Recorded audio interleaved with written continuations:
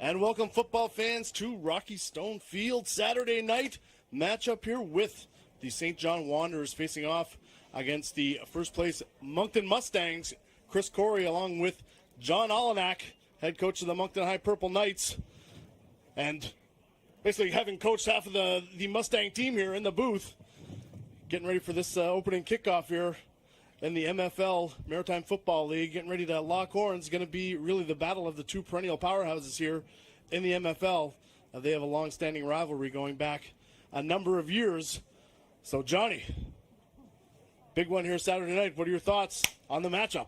Well, I took a walk through in the warm-ups, and I got to tell you one thing. Both rosters have rejuvenated themselves. They look athletic, they look keen, and heck, it's going to be a great ball game tonight. Looking forward to it. Obviously going to be a game within the game here. Both teams big in the trenches. You're going to see some big bodies here on the offensive, defensive line here for both squads.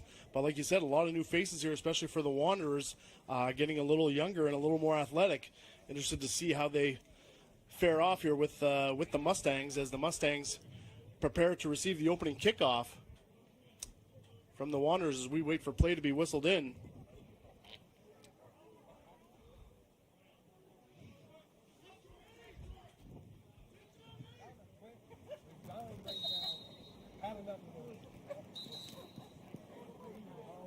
And we get a false start here as the ball comes off the tee. Braden Robinson getting ready to kick off here for the Wanderers. Really, kickoffs, a lot of hidden yardage here in special teams. And the importance of a good return here, especially to open the game. As the Mustangs receive it here about the 15. Nice couple moves. Oh, he's out to the sideline. Nice return there by Caleb Fogarty, number 20 here for the Mustangs. Good starting field position here for the Stangs. Almost to the 45. Let's see what they come out here with their high-powered offense. Mustangs have been averaging over 50 points per game here their first 4 games. And we're going to see David Patry under center. And a portion of admission proceeds will be donated to Chloe's Golden Guardians Dragon Boat team, who are competing in the Great Mountain Dragon Boat Festival, June 4th at Jones Lake. This festival is the main fundraiser for the Lions 6 Children Fund, which supports chronically ill children and their families. Get your 50-50 down by the gate. Mustangs go to the air right out of the gate. Oh, jump ball for Josh Hicks. Oh, incomplete. Couldn't come down with it. Pass is incomplete. Mustangs looking to go to the air right away. And that's one of your alumni right here out of the gate, Johnny. What would you see here, the opening snap? I thought it was great by the Mustangs to get things going, change things up with the snap count, a little bit of a stutter there, and going down the sidelines to 84. Thought it was a great call. It just the wind, ball drifted out of bounds a little bit, and unable to keep the feet inside the white lines, but the catch could have been made had it been in bounds. I like the play call out of the gate, try to stretch the defense here a little bit. Obviously the wind could be a factor, expecting a bit of rain possibly as well, so maybe looking to get some points on the board before things get too wet. As we get set here for second down from the 45. Again, the Mustangs, you can sort of key on Caldwell here, the H-back to the right of the line. As they hand the ball off, looks like that's to Fogarty. Oh, nice cut. It's going to be a first down here for number 20. As he takes the ball. Nice blocking up front here by O-line of the Mustangs. As they move the change here at Rocky Stone. We get set for a first down once again. And again, the Mustangs big on that offensive line. Everybody's going to be close to 3 bills. As, oh, nice change of direction there by Fogarty. Saw something he didn't like, and he burst for the outside. Picks up a good 7 yards here or so on what appeared to be a broken play coming out of the backfield.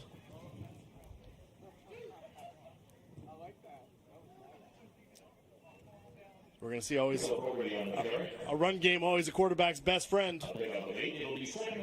How convenient is it to be able to run with an O-line like that? It's great stuff. I'm telling you, those are some big hogs out there. Both sides of the trenches look big. And here we are with Dan Comfort throwing the ball and incomplete. Pass is incomplete. That brings up third down. Switching things up here. Comfort coming in under center. Went to the air, incomplete. Looking for just a quick hook there over the middle. It's going to bring up about a 3rd and 3 here for the Mustangs. Let's see if they keep it on the ground. And they do. It appears Fogarty. Oh, nice push there by the Wanderers defensive line. Looks like that's going to bring up 4th. It appears the punt team coming on here for the Mustangs after a couple first down conversions. I'd be excited to be punting right now. They had a good couple of tries here to start the game, and Ben George is going to pin that ball down in the end zone.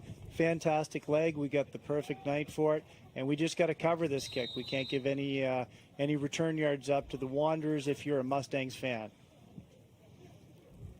Wanderers appear to show a bit of pressure here up front, but like I said, Ben George has got the leg. A lot of hidden yards we talked about in special teams, and Ben George been really a special team monster here for the Mustangs throughout the league. Playing it at Katie as well. Lucky bounce. Oh, and it's in. That could be touchdown. Touched by the Wanderers. Loose ball recovered by the Mustangs in the end zone. And special teams putting points on the board right out of the gate here for the Stangs. Well, go ahead, buddy. In our conversation before, you were talking about the hidden yards, and that mistake right there, that miscue, huge for the Wanderers, because just get comfortable, get under the ball, field it, and put the play to bed. But that's a disaster. Down close to the goal line, turns into 6 points, and now the conversion attempt coming up. So that's a bad way to start the game, but I'm sure the Wanderers will respond. A lot of character and class on that team, and they'll be ready to play here when they come back with the ball. Obviously, the Wanderers dangerous offensively here as well with a number of weapons. But again, that leg of George, biggest thing for punt returners is catch the ball in the air to try and avoid situations like that with loose ball bouncing into your own end zone here, having touched it being a live ball. The single returner look is a decision, and sometimes it doesn't work out for you because the ball drops short. The returner doesn't feel comfortable getting underneath it, and you get it, off the leg, off the hands, and you get a situation like that. So it's unfortunate. Maybe early in the game they could have chose to put 2 returners back there.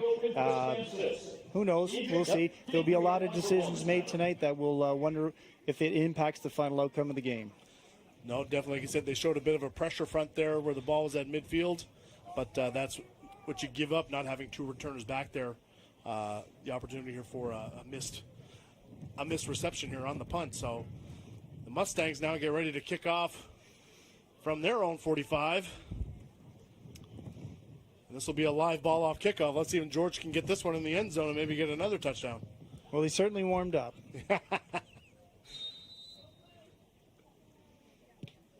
Oh, a bit of a line drive here from George. Taken by the Wanderers here at the 20. It's going to be Aiden Keefe.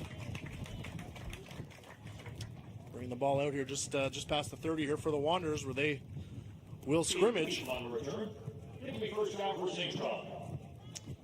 for the first time this game. So the Mustangs already up 7-0 here on the Wanderers. Interested to see how their offense is going to respond here against this big physical defense here from the Mustangs. I like the decision by the Wanderers to have Aiden Keefe back there. He's lightning. He's their jet player. He's got mojo, and on offense, he's a guy to watch today. So I like how he got that ball and got some positive yards on that kickoff return. That's right. North-south positive yards here on the return. As it looks like Binkowski under center here for the Wanderers, and he goes right back to Keefe. Nice pick up there, sitting in the zone. Out to about the 38. You're familiar with some of these St. John players here as well through the Team New Brunswick under-18 programs that you're involved with here as well, Johnny? Well, yeah, back in the day, some of those guys I'm aware of, and also just coaching in high school football. There's a lot of names from St. John, a lot of great players that are suiting up for the Wanderers and having some fun. And I like that first down right there, a little pitch and little pass, little catch, get down, and it's a very manageable second down. Yeah, easy throw for the quarterback, get him involved here early in the game. And now, like you said, you can open up the playbook a little bit. 3 receivers to the wide side. Binkowski in a bit of trouble, trying to run out of it. Swarming defense here by the Mustangs. Binkowski tried to get some positive yards out of that scramble.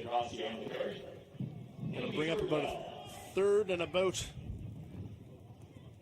looks like it's going to be a 2.5 or so. So big, really down 7-0 already. This is a big third down opportunity here for the Wanderers. You know, inside their 40 could be a big stop out of the gate here for the Mustangs. You get a bit of a two-safety look here. St. John handoff inside. Gonna be close. Looks like they got the first. The Wanderers are indicating. Looks like that was Alex McDonald here out of the backfield. Good for Wanderers first down.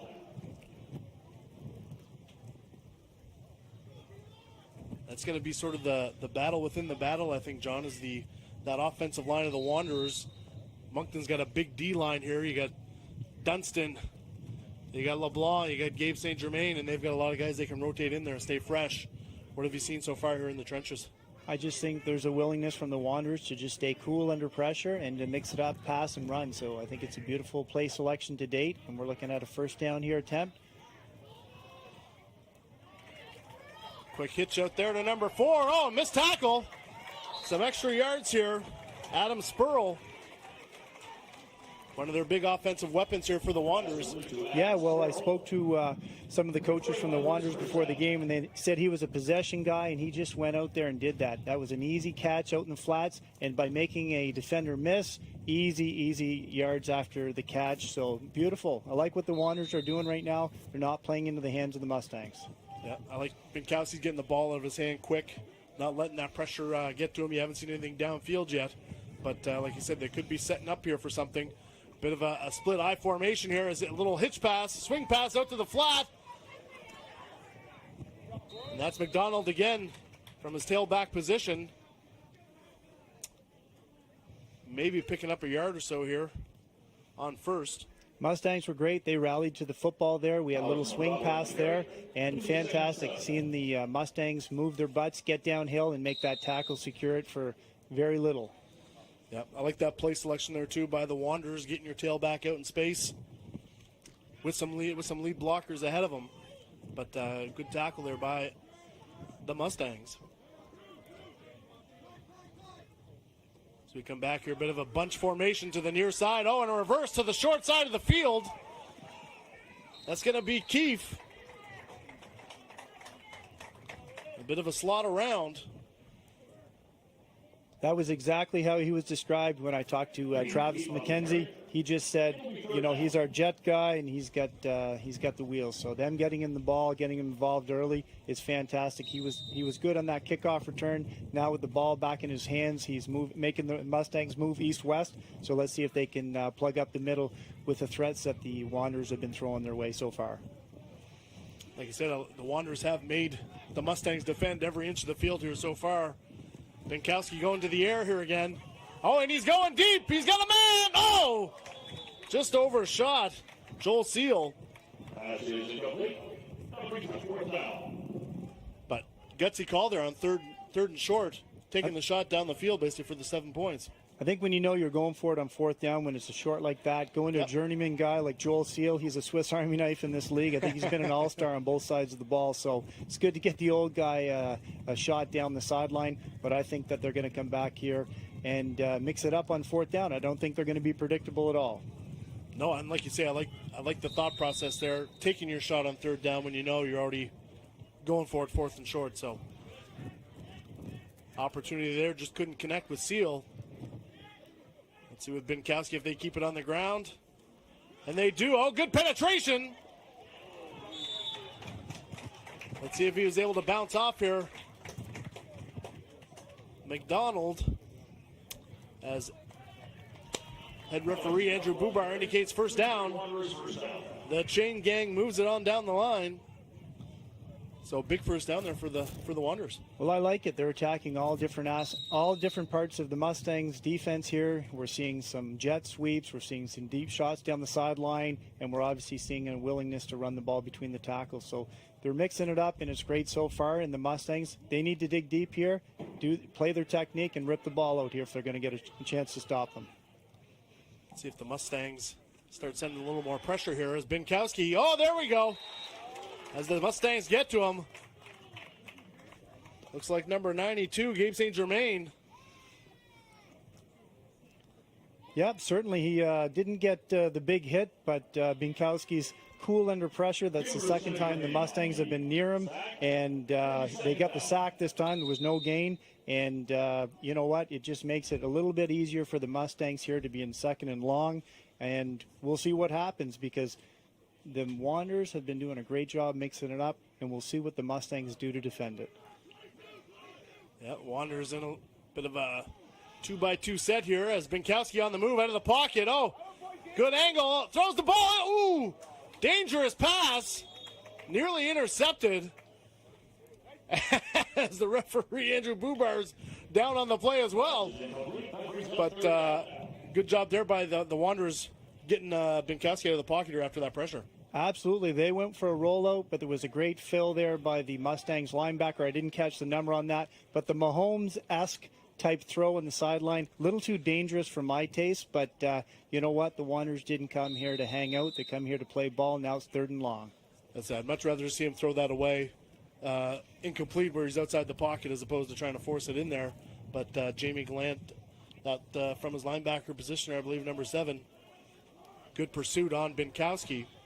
And they go quads to the wide side of the field here. 4 receivers to the top. Binkowski back to throw. A quick little out. And he's going to Keefe. Nice little move there. He's going to pick up a few yards they lost, but still going to be short of the first down here. Going to bring up 4th and about 3. Yeah, it's going to be interesting. I don't see a kicker on their roster, and I think they've definitely shown a tendency to go for it on 4th down, especially being inside the 30-yard line. So it'll be interesting to see what the Wanderers do to try and continue this drive. Are they going to go for it all from here or just try and pick up a couple of yards and continue this long grinding drive that if you look at the clock in the first quarter here, we got about 5 minutes to go. So Wanderers have certainly controlled the clock. Binkowski again. Couple crossers here over the middle. He's got completion to number 80. Nick Knoll. Big body receiver. Yeah, he's a veteran in this league. He's born in 91, so that's going back a few days. But I'll tell you, the quarterback play for the Wanderers, cool under pressure. I didn't like what he did on the sideline, that, like I said, that Mahomes-esque type play. But here we are, and are we looking at a flag? Could be a hold call. Going to negate that completion here by the Wanderers and make that 4th down decision a little a little trickier here. Not 4th and 3. You're going to be 4th and a ways. So if you don't have a kicker,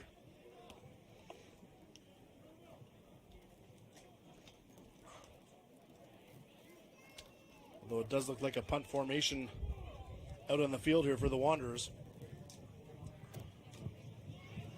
And it looks like Keefe could be lining up onside here as well, number 87. He's going to be behind the kicker, meaning that he does not have to give yards downfield. He can recover the ball. Bit of a high snap. Oh, and that's not going to get back to the line of scrimmage. Matt Morton putting his best toe forward. That may be why you go for it on 4th down. It could be an indication that when they reach in the toolbox, keep the offense on the field on 4th down, regardless of the the distance, and just, fire it up there, hope for a pass interference or something, because that punt, really did not, put the cherry on top of the sundae here. It hurt the Wanderers, let's put it that way.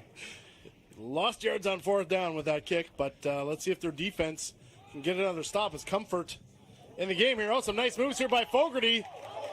Oh, almost one cut away from breaking it, but a big 15-yard pickup here on 1st down. And, for that St. John defense, they got a big stop on the first drive, only to give up a touchdown on that fumble punt. So how big of a stop here would it be for this defense to keep the Mustangs on their side of the field? Well, they got a jackrabbit for the Mustangs here. That guy can run the ball and make cuts. So it's going to be hard for the Mustangs. The Wanderers. They're going to have to fill their gaps because that guy, when he sees something he doesn't like, he takes a move left or right fast. Max protection here for the Mustangs. Oh, ball out. Dangerous. Number 21 here for the Wanderers. McGarvey had a beat on that pass to Hicks. I don't know if he read Comfort's eyes there, looking to go to his favorite receiver, but he sort of jumped that quick out route. Well, what I like about the end of the play there is how Josh Hicks came back and became the defensive back, so there wasn't a possibility for a turnover there. So classy player and a really heads-up play. Back to the ground here for the Mustangs. Fogarty juking and jiving. The Wanderers able to get him in the backfield. Going to be the first negative play here for the Mustangs on second downs. That's going to bring up third and about 11. Therefore, bringing up a big third down here as, like I said, Fogarty unable to juke out of that run. I think you're allowed one cut in the backfield. That's a few too many for my taste. And, number 22 had a beat on him for the Wanderers here. You can see the Wanderers really, playing an 8-man box here. A lot of pressure up front and a reverse to Hicks. Great runner in the open field. He may have got across the 40 for a first here. Let's see where it's marked, and that is it. First down, Mustangs. Josh Hicks, he looks like he's gliding out there, but he's setting up his blocks, looking down field, seeing who's where, and just getting the chains moved. Move the chains, stay on schedule on this drive, a fresh set of downs. But I'd like to see the Mustangs get back to passing the ball and don't just rely on the stable of running backs. Comfort again with the handoff to Fogarty. Another couple cuts. Oh, he's got end zone ahead of him. Oh, tackled from behind. Touchdown saving tackle there by Dylan Day. But really that big offensive line here for the Mustangs able to, Fogarty doesn't need a big gap. Make sure to get your Mustang swag in the apparel tent. No, he's making it happen. I criticized him for making too many cuts in the backfield. He came back and punished me on the next play that he had the ball and made a great moves. And, I'd like to see him do something downfield. You're in the open field like that. You need to put on your track spikes and finish it. But kudos to the Wanderers to make that tackle. And you know what? We're at the 6-yard line. Nothing's guaranteed. It could start raining here. A turnover can happen. Not to jinx the Mustangs here, but the Wanderers do not let people score points very easily. Like, that is not in their DNA. So this is fantastic that we're going to see a goal line stand here by the Wanderers. Even if you can hold them to a field goal, that would be a win here for the Wanderers defense. But they've got to shore up the middle here a little bit from those gashing runs here by the Mustangs as Comfort goes to the air.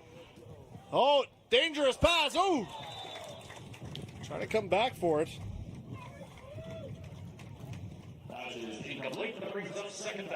Can't tell if that was Jamie Gallant or no, that would have been Tyler Ivany, I think.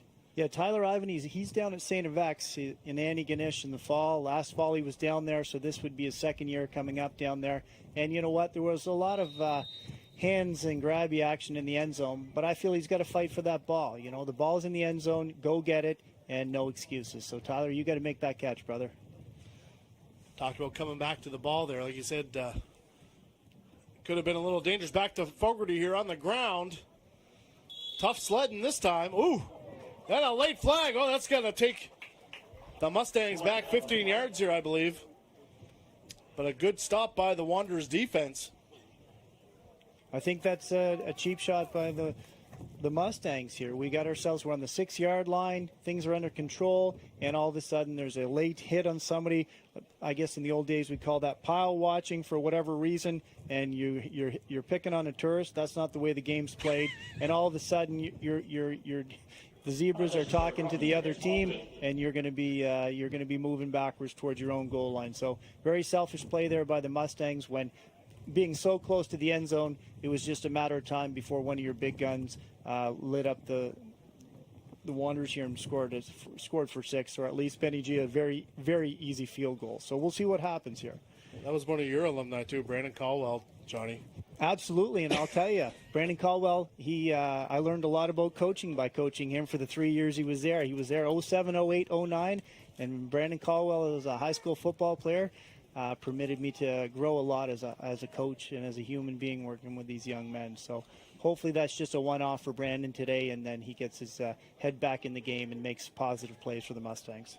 I actually like that play. He basically had the kick-out block, got cut block, got back up, went second level looking to finish off the run. Unfortunately, he was ruled down. Sometimes it's hard to put on the brakes when you're 300 pounds going in motion. But, again, a big part of this offense, and a guy who played D-line at Katy as well. As he goes to the air, nobody home. Looked like he was going for Hicks on a bit of a corner route here in the end zone.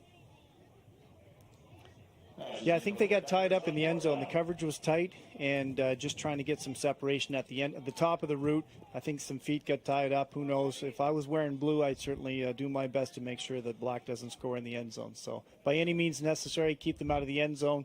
And now we're looking at a 4th down attempt.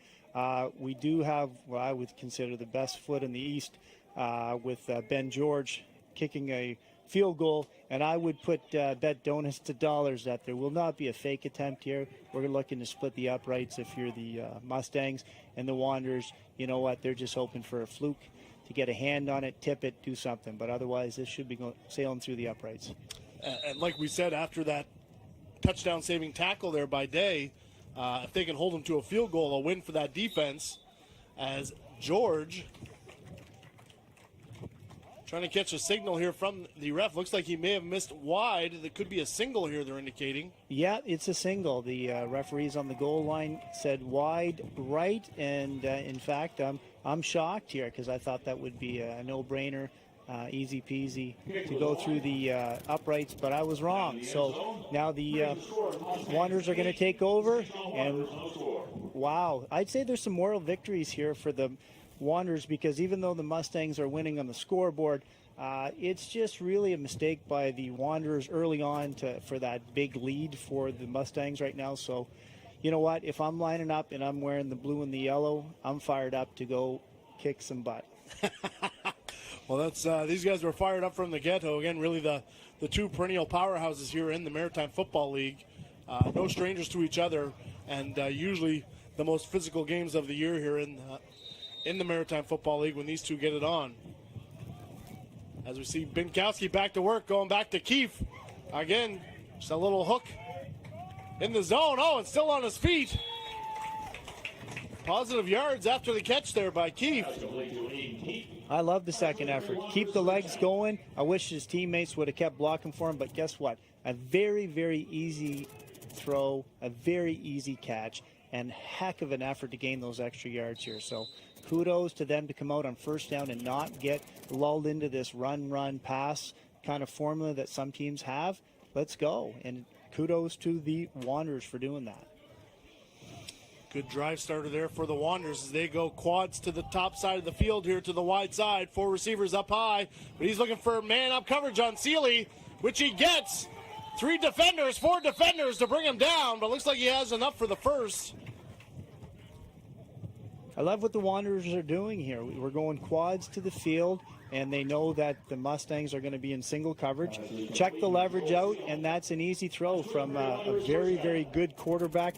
So, Nick, I'm going to mask your name, Binkowski. I hope I got it right. And obviously to Joel Seal making the catch. So 2 veteran guys for the Wanderers who've played in a ton of these games and making it happen on first down. And here we are, first down again. Yep, and a good read there by Binkowski. Saw he had single coverage manned up with Seeley down low, away from the quads as they go back to a bit of a more, motioning back to the quad, same formation, single back in the backfield. Binkowski to throw again. Ooh, short hops. Let's see if that touched the ground.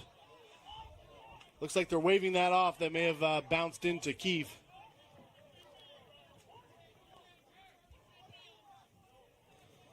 Hard to tell. The near side linesman, I believe, saying that touched the ground. We'll see as the referees have a huddle here. One thing I've noticed about the referees at the high school level and around the Maritimes recently, they will definitely have those conversations to discuss calls, and sometimes they get overturned. They talk to each other. They do a great job, very professional, so I'm happy to see that they come together and have those decisions, because it's important for all these people that put in all the hard work as players and coaches and volunteers in these two different programs to get the calls right. That's right. Like you said, the referees doing a great job here. A lot of them do, like you said, the senior league as well as the high school and the university league here as well. So certainly glad to be back on the field and getting ready for the fall here as well, keeping their skills sharp. As we see end of the first quarter here, so the ball being moved as the Wanderers will now be going left to right on your screen here. Still second down and 10 here after that incompletion.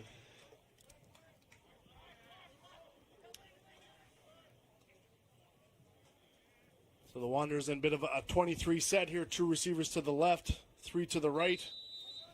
As Noel now motions back in, so even set 20 by 20. It could be a free play as he takes a shot deep. Oh, through the hands of Carr. Pass is incomplete. Flags down here, so. Cody Carr, known for his hands, but that was just a bridge too far. That was a little bit too much for him. So it's interesting here. They're both teams are using that strategy to try and draw the other team offside, and obviously they have it built into their offensive systems to try and take advantage of it when it does happen. So very good coaching level going on in the field here tonight for those that are watching at home. And like you said, changing your snap count at the line, good way to sort of slow down a good pass rush here by the Mustangs by not allowing them to tee off here on your snap count.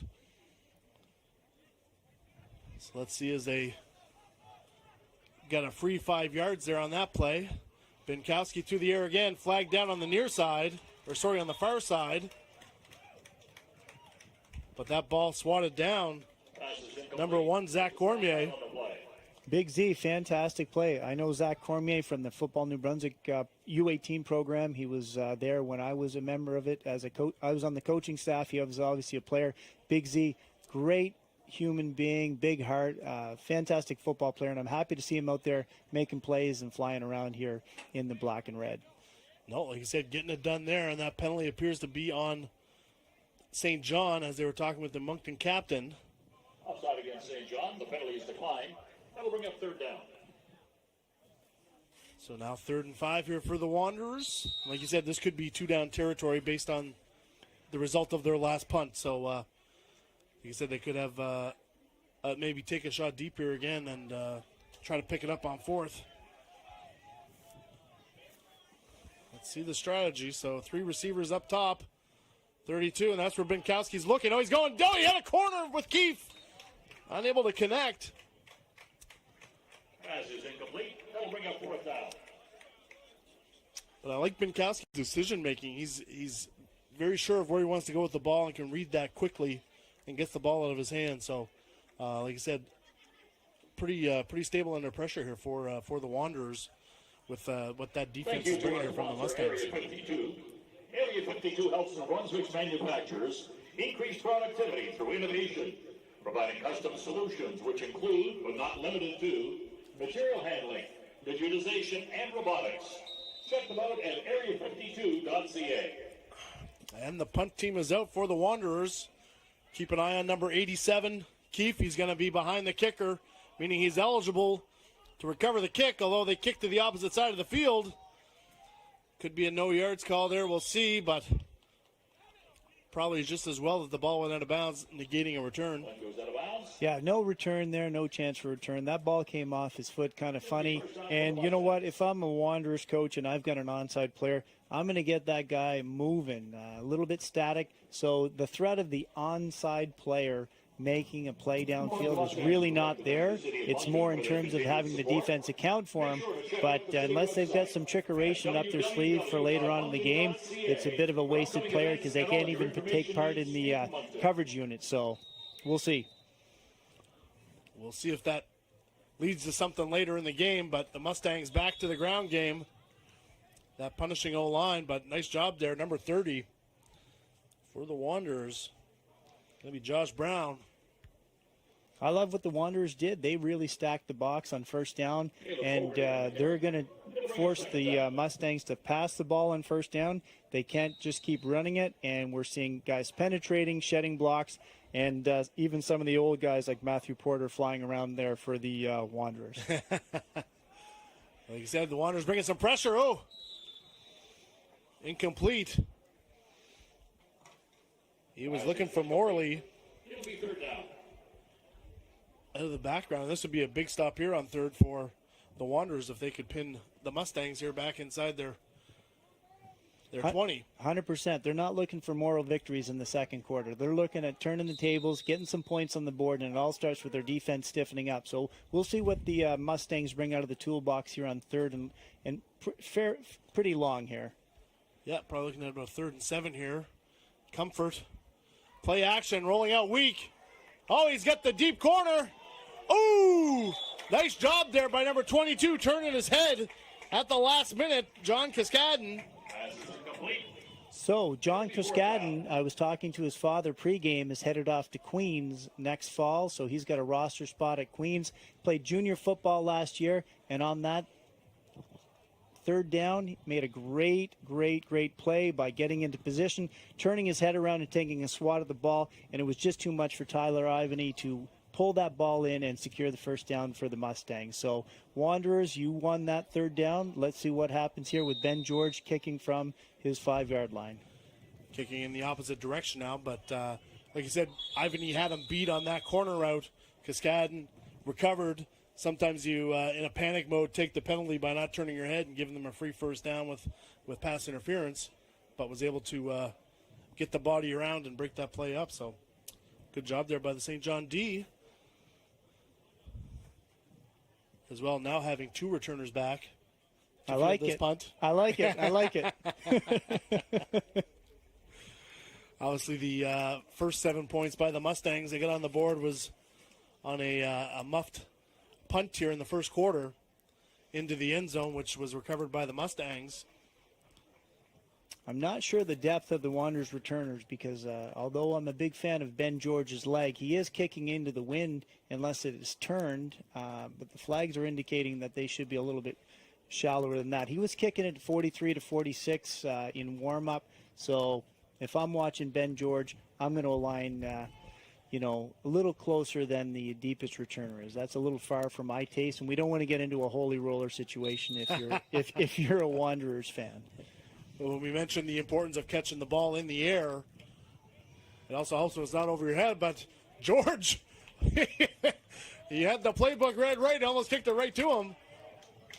Keefe maybe picks up a couple yards, but again, great spiraling kick there by Ben George. He had to move his feet to get underneath that ball because Ben George decided where it was going. He saw the soft spot in the return game, and great job by the Wanderers to field that ball and just get the offense back on the field. And now we got the Wanderers with the wind at their back. We got 12 minutes to go in the second quarter, and the Mustangs, they got to come out swinging here and mix it up a little bit. We had a nice tipped ball at the line, but I'm looking for more out of the Mustangs D if I'm a Mustangs fan. Yeah, the Mustangs have only given up 14 points here all year so far in their first 4 games. Let's see if St. John can break that shutout mark here as they start off on the ground. A couple yards from McDonald up the middle.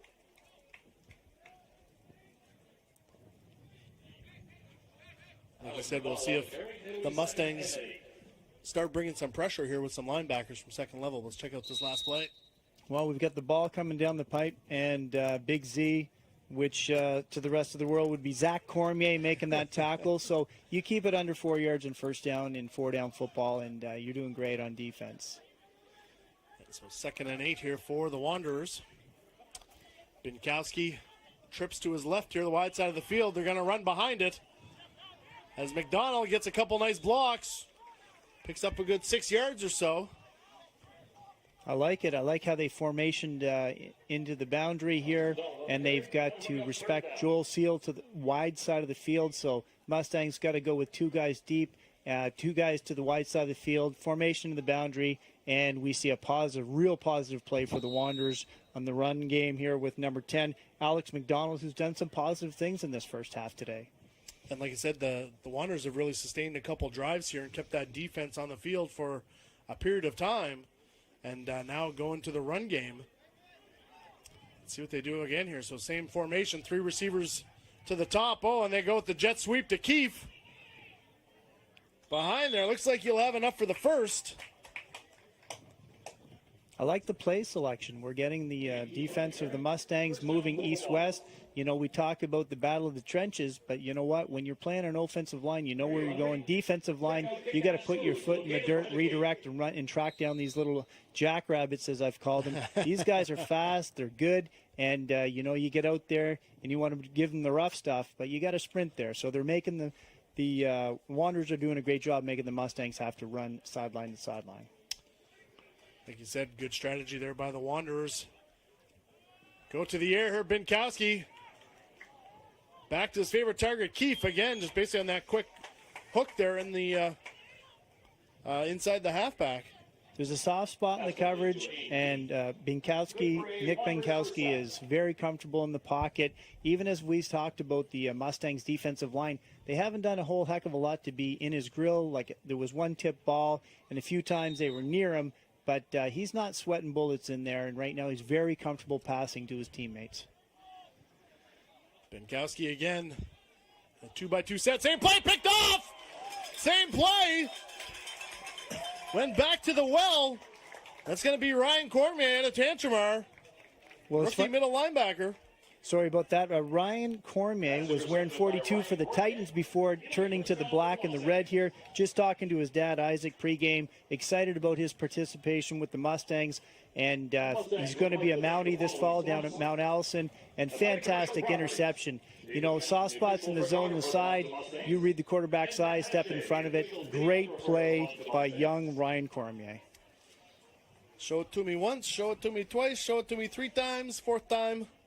Intercepted. Oh, as they go back to the ground game. Not sure if that's Fogarty or Morley.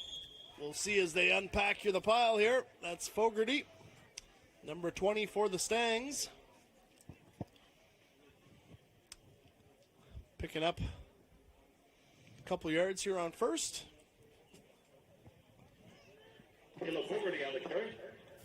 Seems like both teams are playing the wind here, and running into the wind is what the Mustangs are up to right now. But we'll see what happens on the second down. Like you say, no safety really here for the Wanderers. Oh, nice play out of the backfield to Fogarty in space. He could go. He was manned up with a safety, and he's gone. Bam! Big play by the Mustangs. Touchdown.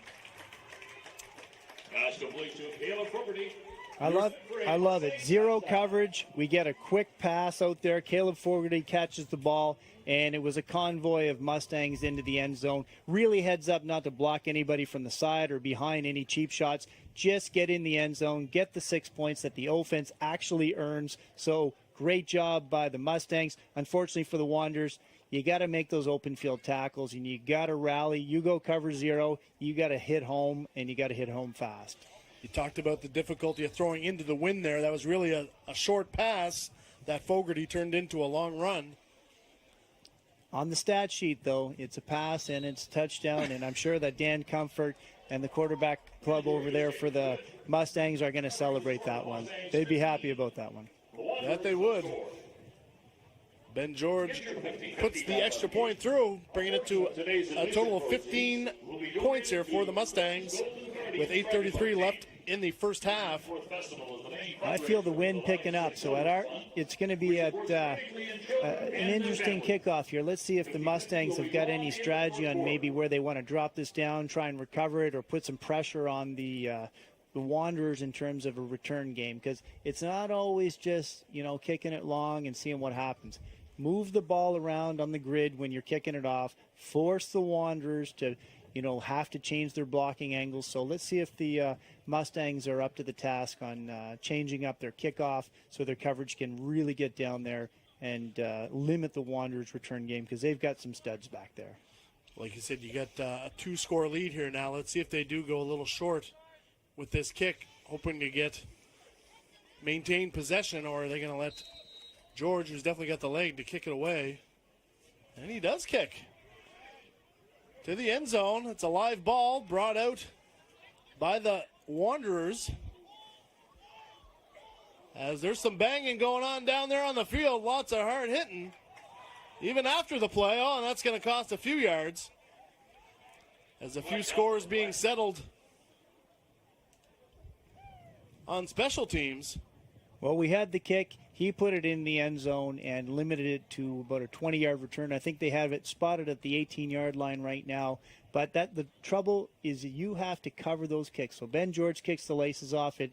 You got to cover, get down there, get the ball carrier, the returner to the ground, and no flags. So I don't like having zebras just talking and deciding my fate as a high school head coach. So we'll see what happens here if the extracurricular was on the black and red or if it was on the blue and the yellow here. That was on the black and red, I'm quite certain. Offsetting.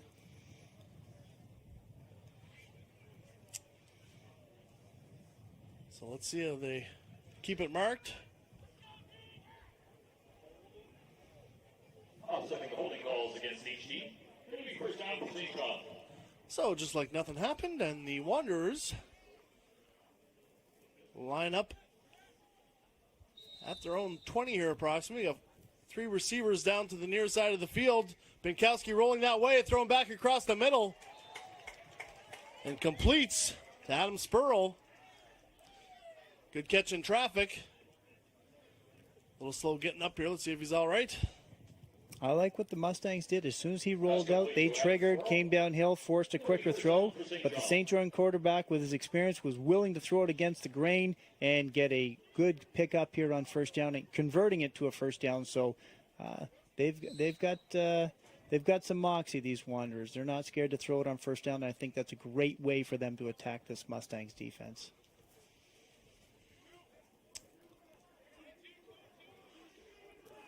Let's see, we got 7:40 left in the first half.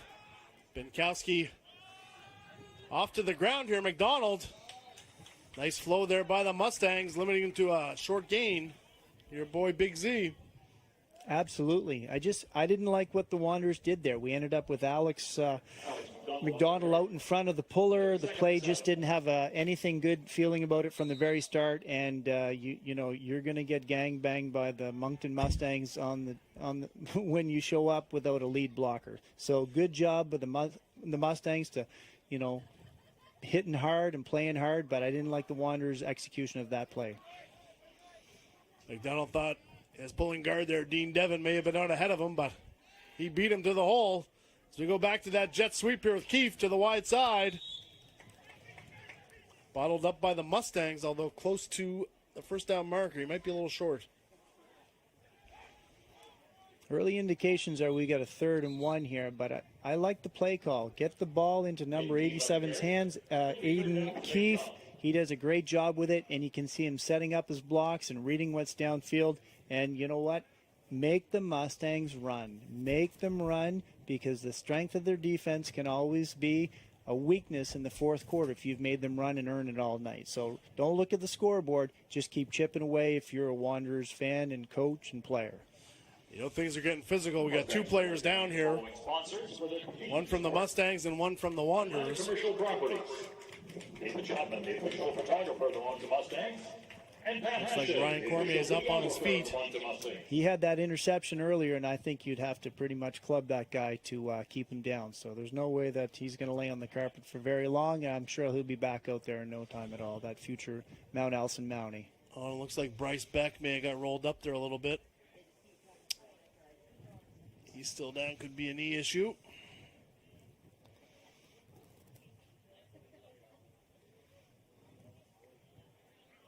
I think the trainer's calling for 2 people to cart him off the field. So hopefully it's just something temporary, that a little bit of rub some dirt on that knee, get him a glass of ice water, and get him back out there in no time. So hopefully it's nothing serious, because all these boys have to go back to work on Monday morning.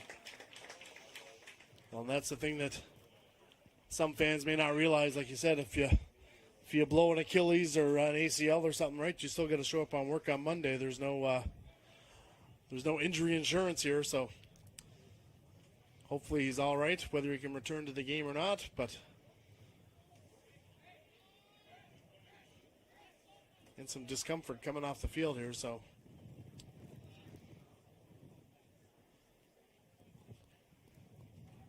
hope that it's not a serious injury, and like I said, hopefully that something that can be tended here too. And that's going to leave a big hole here in the offensive line for the Wanderers. Especially on a short yardage situation to have a new offensive lineman in there. Yes, we got Keefe in motion. Good way to read the defense. Oh, good penetration by the Mustangs. Had McDonald in the backfield, able to get out of it. Hate to be critical, but we're not executing on those type counter plays. So I'd like to see them cleaner. Obviously, the ball carrier was able to make a one-on-one situation turn his way, but if the Wanderers get that stuff sorted out, I think it could mean a much different third quarter, because that inside run game, those counters and pullers and trappers, they get in sync. It could be big for the Wanderers in running that ball. Yeah, well, big first down here as the clock continues to run here on the first half. Wanderers trying to get on the board possibly before halftime. Back to the ground game. Oh! Stacked up there by Cormier. And I want to say big number 96, Ben Dunstan. Alex McDonald on the carry. Second down. It's just we've got great technique from Zach Cormier coming off the edge. He's unblocked. He's reading it 50-50. He's making sure the QB is handed the ball off, and it's just an easy tackle in the backfield. So good technique by the defensive end playing the edge there, Zach Cormier for the Mustangs. And the Wanderers, maybe come in, put a body on him, slow him down, keep him away from the point of attack, because he's been really active in the first half. Said the Mustangs starting to blitz a little more here from second level. Binkowski sits over the middle.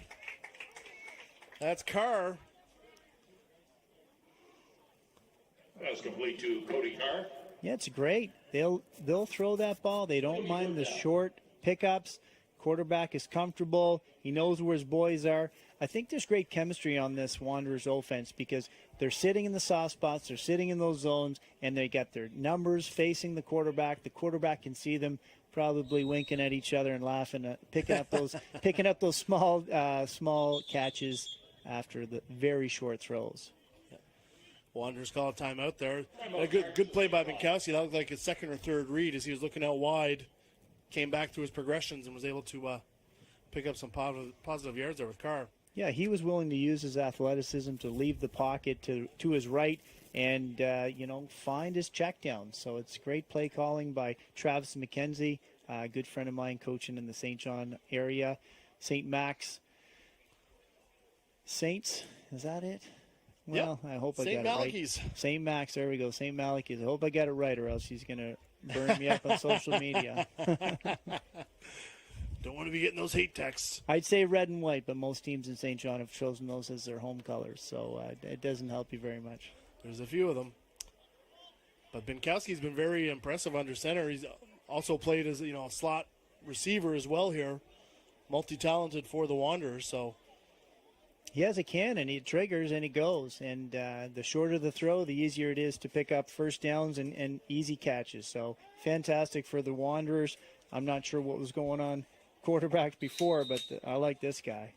Like you said, he's got the physical ability to execute, but like you said, impressed too with how he sort of read the defenses so far and really been able to make the right play here, decision of where to go with the ball. So he's going to have bunch receivers to the right. He runs behind them. Little lob pass to Keefe, too far. I think they got a little bit too cute there. They went formation in the boundary. They had a little bunch action going on there. They had clearing routes. Everything was right. But you know what? The Mustangs were coming. They were in his face. and the throw was just a little bit high. So that's an example of the Mustangs defensive line and their pressure unit doing their job. Although they didn't touch his uniform, they certainly affected the throw. And now we got 4th and inches, which is critical. Like you said, we'll see if we see any type of QB sneak or anything here, maybe by formation. But like you said, that defense really forced Binkowski to throw that before he wanted to, which affected that poor throw and incompletion. So 4th down on 1. Fake the jet sweep to Keefe. Oh, Binkowski's going to get it. Oh, and he does get to the sideline.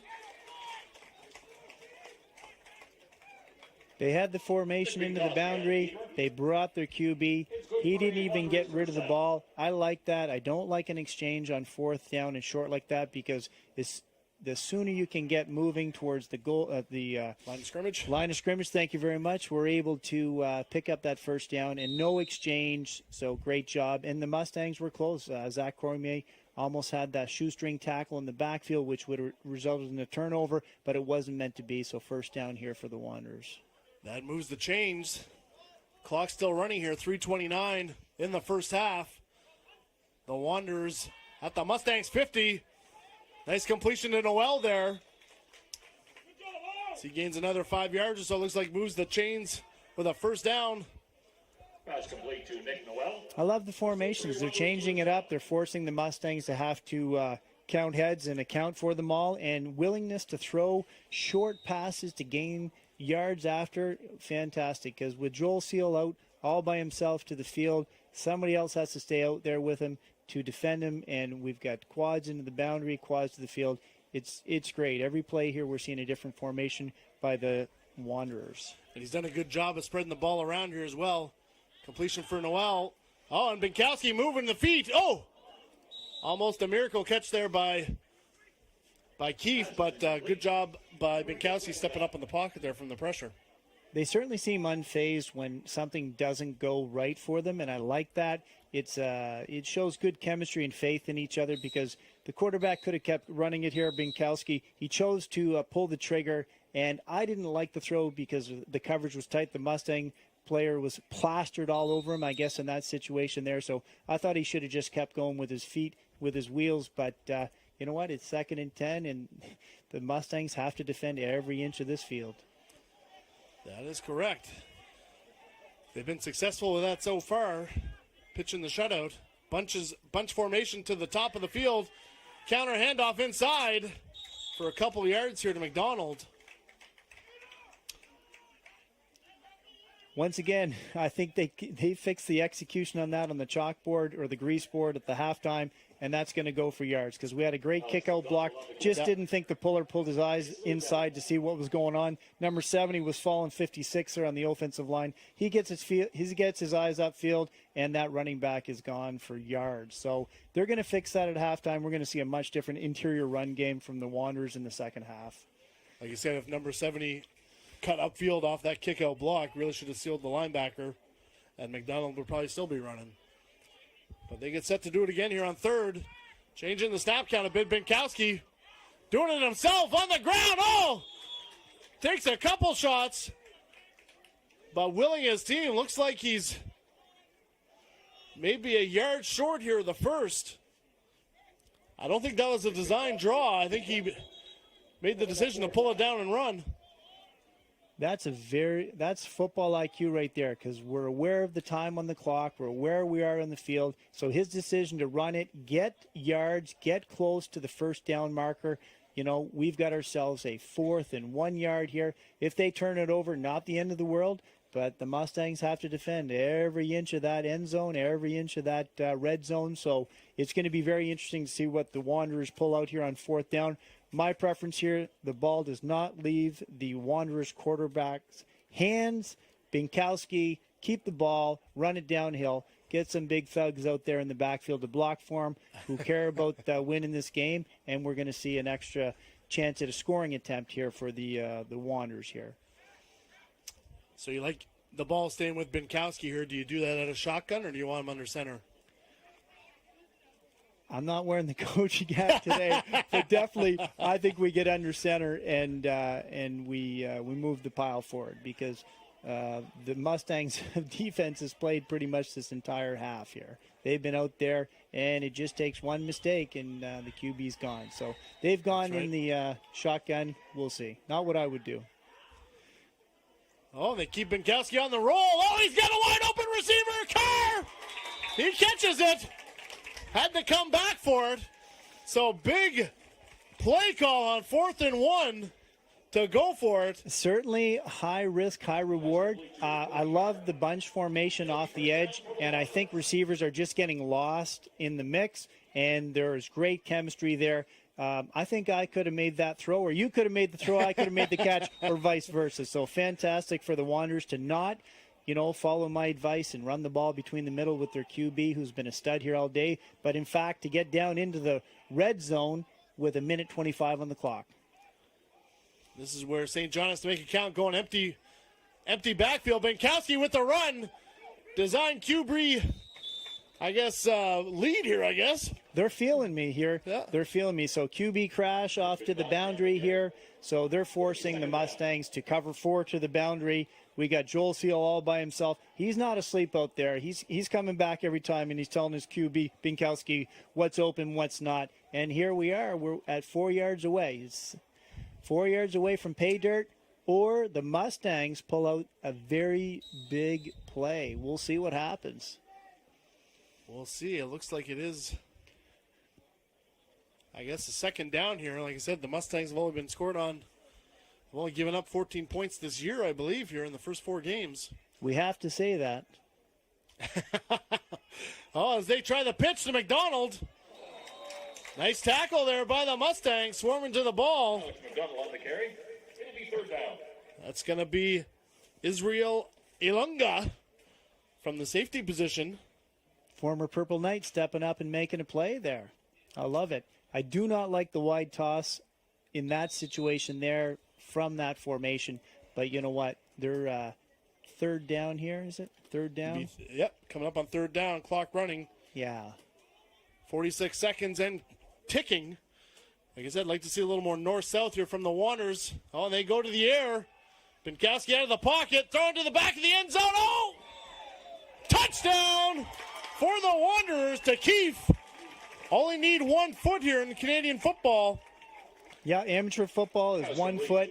You know what? This is a great commitment to their game plan by the Wanderers, and they're just finding those receivers. So the Mustangs are just not able to account for all those bodies into the boundary. Sorry to Joel Seal all by himself out there, the Swiss Army knife on the field, getting covered one-on-one. But your quarterback, Binkowski, is finding a way to get points on the board. And are they going for 1 or 2 here? What's on the board, Coach? Well, if you want to know what I would be doing, I suppose at this point here, you're only down 1 score. You can kick the extra point at this point, but it's always nice to have a couple 2-point plays here in your back pocket. Okay, well, later in the game. Let's hope that Braden Robinson can kick for the 1. I think he's. I have no idea if he can kick this through the upright, but we shall see.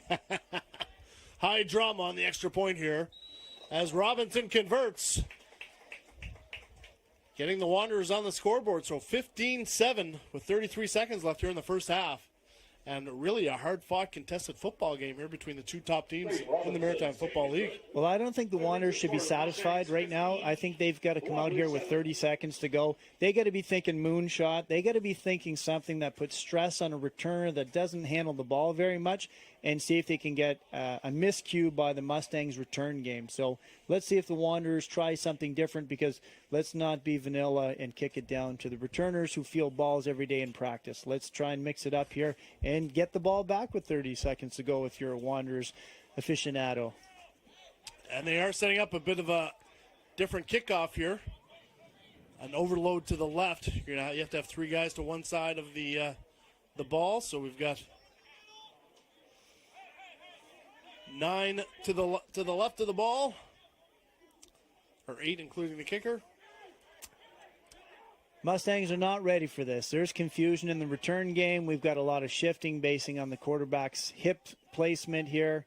There are still some gaps out there in the Mustangs configuration. So we'll see how comfortable they are, and let's see what the Wanderers are willing to do here, because they could pin it deep now. They've got all the Mustangs close to the line of scrimmage, where the ball would have to be played from if it was a legal kick. Yeah, so Mustangs trying to defend a short kick.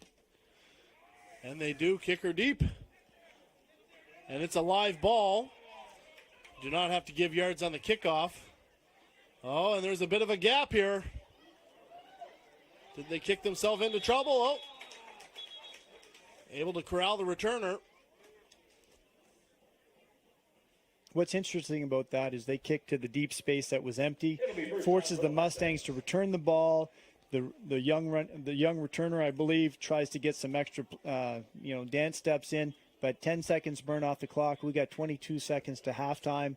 I'm sure that the Wanderers who've been in this situation before are taking a deep breath, nothing cheap, nothing deep, and the Mustangs, we'll see what they're trying to do here before the half. So do you think they come out in that cover zero look that cost them the 60-yard bomb? No, I think we're going with a too high shot here. And the Mustangs keep it on the ground. Breaking it to the outside.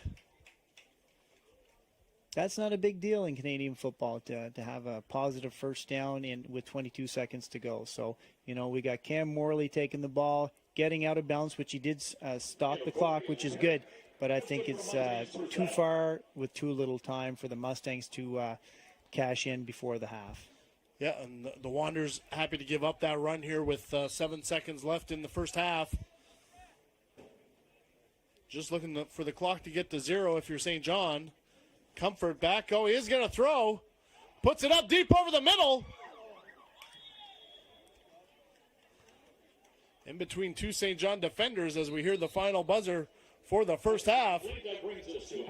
Yep, that's it. They took their shot, incomplete, and the Mustangs controlled the scoreboard, but the Wanderers controlled the time of possession, and we are 8 points apart here. So I'd say kudos and a big deal for the Wanderers to come in here, get a touchdown against the Mustangs, have an 8-point game, a one-score game going into halftime, and we're going to have a great second half here. I hope that the St. John Wanderers make some adjustments on their inside run game for the sake of the game. And for the Mustangs, let's see what they bring out to keep the ball in their hands and to score points, because it's not going to finish 15-7 here today, folks. There is going to be more scoring, and if it goes the way of the Wanderers, that'll be at the Mustangs' expense. Well, like you said, hey, both teams have moved the ball up and down the field. Exciting, hard-hitting action here at Rocky Stone Field. We're going to step out for halftime, come back for the second half. Going to be a great one. Wanderers Mustangs here in Moncton. We'll see you after the break.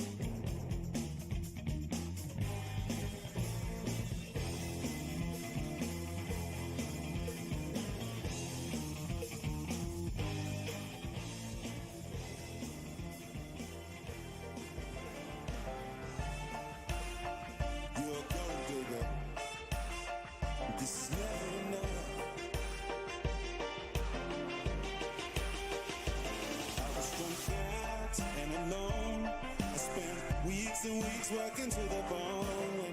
When you caught my eye, and you when you spread that smile, I admit, yeah, and then took the hook, line, and sinker, yeah. After just a drink or two, you knew exactly what to do. But every kiss went to a crisp when you insist what don't exist. How could I miss you, gold digger? How could I miss you, gold digger? Feeling this, but you couldn't resist. Another paycheck on your list. How did I miss you, gold digger? How did I miss you, gold digger, gold digger, gold digger? At the dawn move on, even though deep down I knew, couldn't believe it could be true. When I call, you were at, I know beyond a shadow of doubt that you're working somebody else out. You're making love and no love about.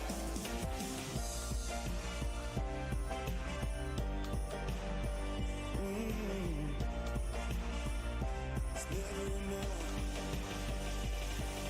Every kiss unto a crisp. When you insist love don't exist. How could I miss you, gold digger? How could I miss you, gold digger? I'm feeling this, but you couldn't resist. Another paycheck on your list. How did I miss you, gold digger? How did I miss you, gold digger? But every kiss unto a crisp. When you insist love don't exist. How could I miss you, gold digger? How could I miss you, gold digger? I'm feeling this, but you couldn't resist. Another paycheck on your list. How did I miss you, gold digger? How did I miss you, gold digger? You couldn't resist. Doesn't resist. Doesn't resist. You couldn't resist.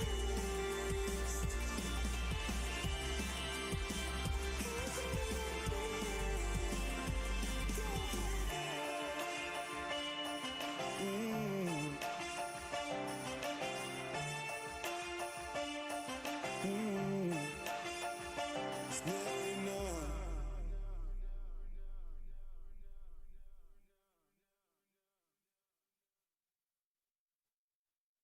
Hey, got time to listen. I'm infected by a funky disposition. Let me tell you now whatever you're doing. Better get up on the floor and get to moving.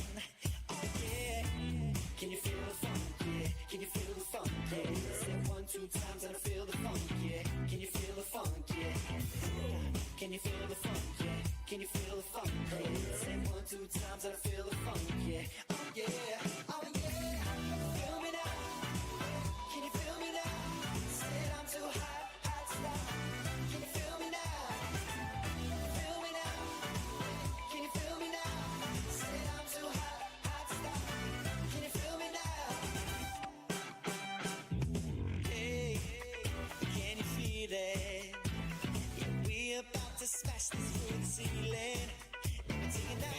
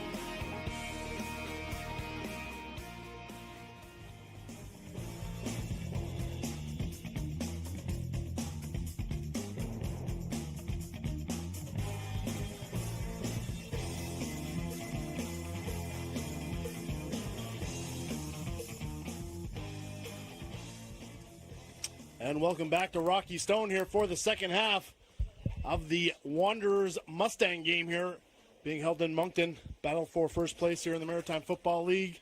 The rain just started during halftime.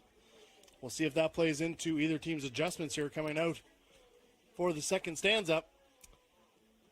It may have appeared the wind may have picked up here a little bit as well, but tight fought game here, 15-7. Mustangs taking advantage early here of a muff punt by the Wanderers, getting their first touchdown on the board, and then a big throw and catch here by Comfort and Caleb Fogarty to account for the second touchdown. A big 60-yarder. It's got us where we're at right now, 15-7. Wanderers got on the board just before half on a good-looking drive from Binkowski to Carr. It's going to be a different second half here. You can just feel it in the air. The wind is blowing, the trees are bent over, and it's going to be a great half of football here. We've got ourselves two teams here. Hopefully the grease boards were working, the whiteboards are in full effect. These coaches come out with adjustments and try and take advantage of what they saw. That's what we want to see at this level of play for the Maritime Football League. So the two best teams making adjustments at halftime, and in the second half we've got ourselves a very good football game. And you know what? It doesn't have to look like the first half for either team. Just make those adjustments, take advantage of what you see, and let's go. Absolutely. And like you said, St. John really controlled the time of possession there in the first half. A couple things they could clean up on inside run, some blocking schemes. Let's see if they have addressed that at halftime, and same thing on the Mustangs. Defense was out there for quite a long time as well. Let's see if they make any adjustments here, either bring a little more pressure or adjusting the coverage here in the back end. Temperature's cooling off, but it was a warm day today, so let's see if there's any dehydration or any cramps going on out there. No, it's you know, the sun was shining, and let's 7 o'clock game kickoff.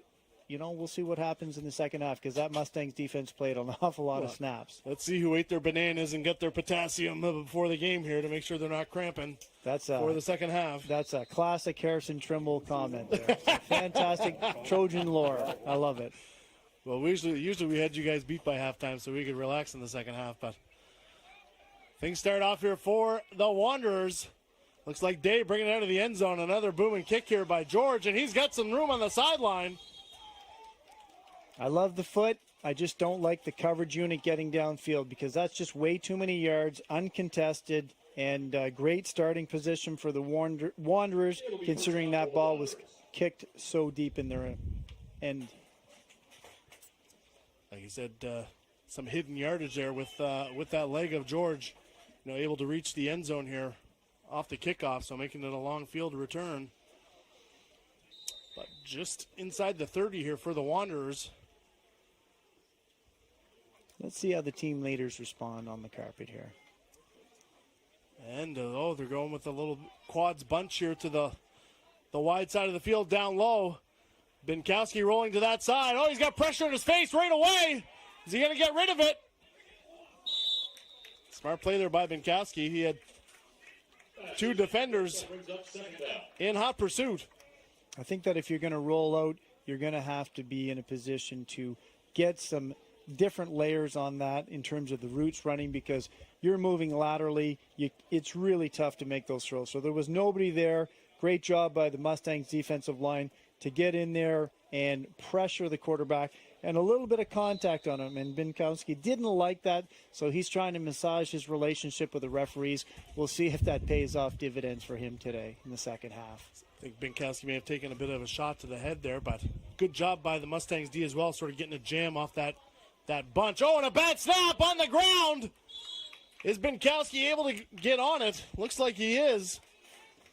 In the second quarter, the snaps got a little higher, a little bit higher, a little bit higher. Start the third here. We've got our first miscue from under center here, and that's not really good if you're a Wanderers fan, because here we are backed up, getting closer to your own goal post, and that Mustangs D-line, that pressure unit, they better be feeding off this if they're going to pull out this win here tonight.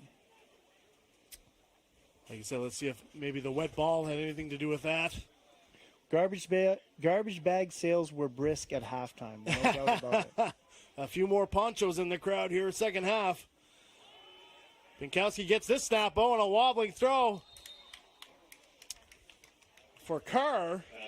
Like you said, we may have already seen the effects of the added rain and wind here from halftime, as Binkowski been throwing a good ball all day, but that one seemed to wobble a little bit coming out here in the rainy conditions. Well, Zach Cormier's coming off that edge to the field, and he's moving his feet, and he's impacting the quarterback's ability to be comfortable and throw that ball in timing, in sync. So this could be an adventure here for the Wanderers. Backed up, kicking, hopefully with the wind. Oh, kicked out of bounds just around the 40. So a gain of about 10 yards from the yardage to gain from their offensive series. You know, the debate, do you give up 2? Do you punt it? Different coaches have different feelings on it. And usually it's easier as an armchair quarterback to say, he could have gave up 2 points there, because that just didn't amount to a whole heck of a lot off his foot. And the Mustangs are sitting at the 40-yard line and about to set on a march or not. We'll see. We'll see. Wanderers have been leaning on this defense here for a while. And they hand off to Fogarty, who's out of the gates like Secretariat. Those are the adjustments I was talking about. The Mustangs came out here. It was set up a little bit differently to the boundary, and they got extra bodies there. And Fogarty is legit. He's a very good running back. And here he goes off to the races, reads his blocks, and makes one player miss in the open field. And first down. We love that stuff if you're a Mustangs fan. And obviously, big 99, Brandon Caldwell. Usually you can see where he's lined up in the formation when they run behind him. Pitch out to that side. Fogarty, a few cuts in the backfield there. Swarmed by the Wanderers defense. Hole wasn't there that time. No, absolutely not. So Brandon Caldwell setting up on the edge. That's a bit of a trademark for the Mustangs. I think there have been different generations of fullback, slot back, or H-back type setup shop there. And you know what? You just can't keep doing that over and over with a team like the Wanderers, because they're going to swarm and come to the football hard. So that's going to bring up a 2nd and long here, 2nd and 12. As the wind continues to gust here at Rocky Stone, back to Fogarty. Bit of a cutback there, although a flag in the backfield late. There's a flag down on the play. Don't know if this one's coming back here. We'll check in with. Well, one thing I'll say about Fogarty's running style, he's putting his foot in the dirt and making his decision quicker in the backfield. So on the proper footwork, he made his cut. And you know what? With that Wanderer on his back, throwing himself closer to the goal line, that was a real positive run. And what did we get for a flag? It'll be 2nd down again. Looks like a holding here on the Mustangs as they're moving backwards. So it's going to be 2nd and longer. One word, ouch. Not a drive killer yet, but just a little further to go. Let's see if they go to the air here. Comfort. Back to pass. Oh, batted at the line of scrimmage. Incomplete. He was looking for Ivany, I think, there in that crosser. Ball is not down. They'll bring up 3rd down. Well, we had 7 people in pass protection there. He had all day and just wasn't able to connect on that crosser. So I think that was Tyler Ivany. I'm watching the screen here right now. Tyler Ivany trying to make that catch there, and not a chance. No, that wasn't a good connection at all. So now 3rd and 22. Let's see if they just try to pick up some yards here for Georgia. If they're looking to strike, they go back to the ground. Want to say that's Fogarty if I can see 20 here on the way up. Appears to be Fogarty stopped on the run. They may have been just centering the ball here a bit for George. Well, I'm seeing things right now. I'm seeing things that the Mustangs could definitely take advantage of. That hot pursuit by the Wanderers defense, their defensive line. You know what? You want to come after the ball, carry that bad, we're going to set you up. But we'll see if the Mustangs do make those changes. So right now, we got a kicking situation for Benny G. We're going the other way, and we'll let you call it, Coach. I'll call the extra point. That's a field goal, I guess. The wide left, which... so they're going to settle for the single. Kicking into the wind. George definitely has a leg. The kick is wide left. That's a single point for the Mustangs, bringing the score to the Mustangs 16, St. John 7. So a win there for the St. John defense, holding them to a single. I would say so, because we have a two-score game, but by the slimmest of margins. So we'll see what happens here in the third quarter as play progresses.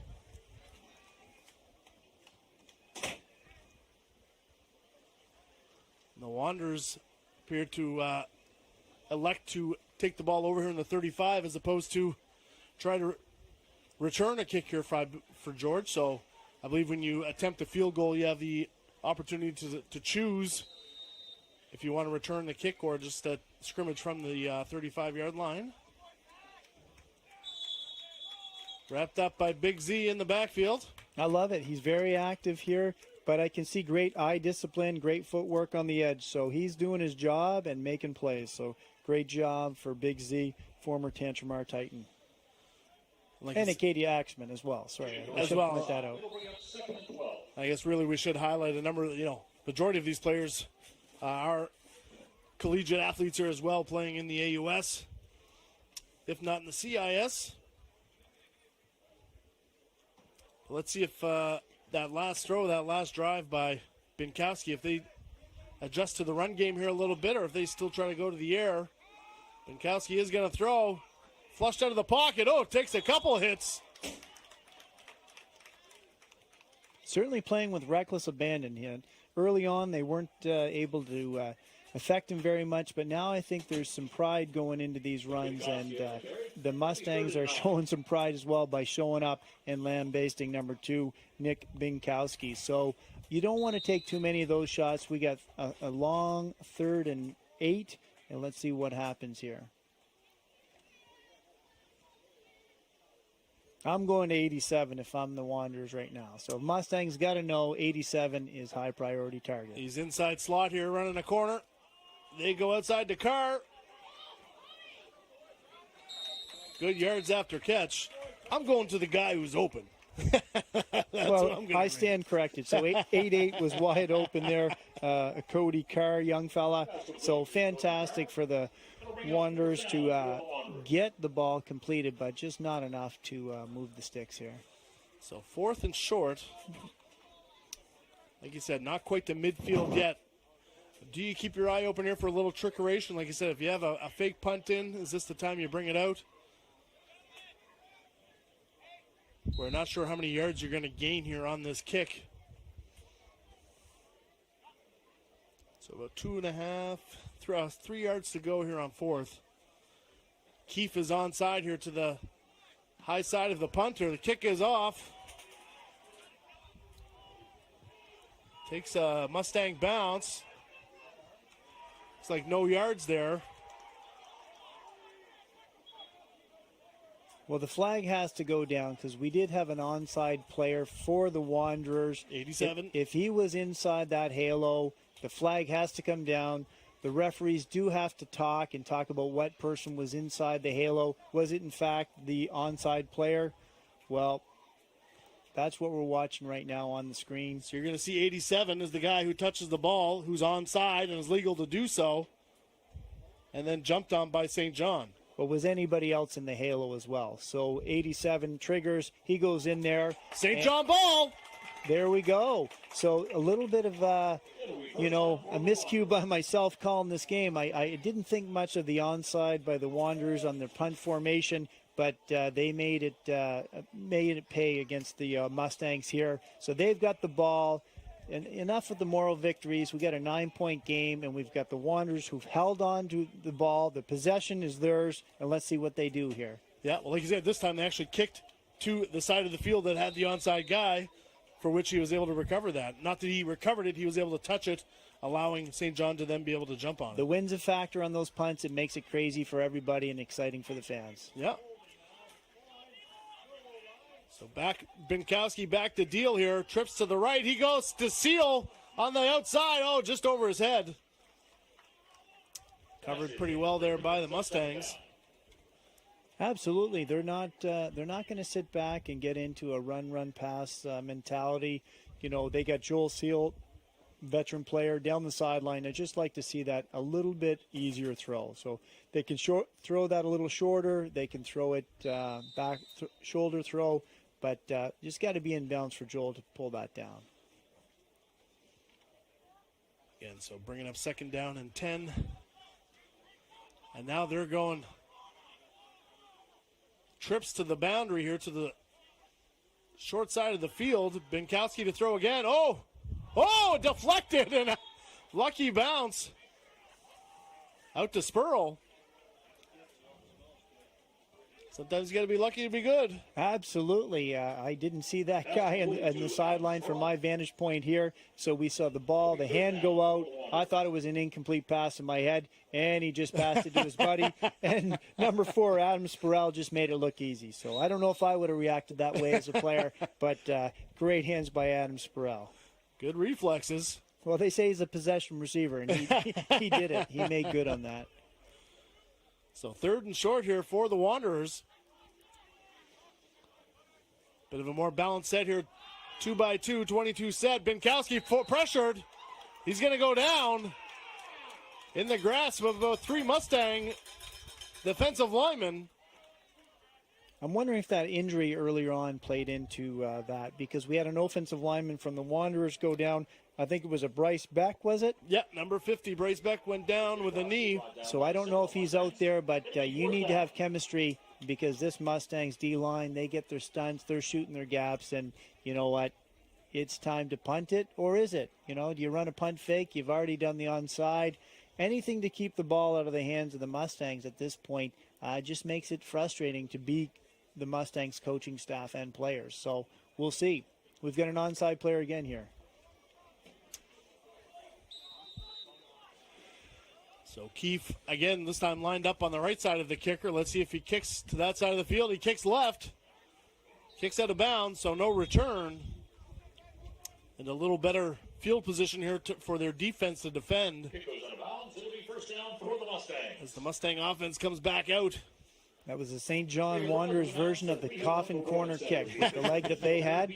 But kudos to them. They've got the Mustangs sitting at their 20-yard line. I don't think their offense is all that warmed up. I don't think they're flowing, and their mojo's just not there right now. So make me wrong, Mustangs. Move that ball and get her going. It has cooled off here a bit. Oh, we're getting a cover 0 look. Pressure look here from the Stangs. Oh. Nice inside run. But when that safety's out of the middle of the field, we saw that cost the Wanderers a big 60, 65-yard bomb here to Fogarty. Well, I think Cam Morley, the running back for the Moncton Mustangs, his eyes must have lit up. Seeing that flat top like that, because he knows if he catches a crease, he's off to the races, and that's a positive 1st down play. But that could have been a big ripper for Cam Morley, who's fit as a fiddle right now, playing ball.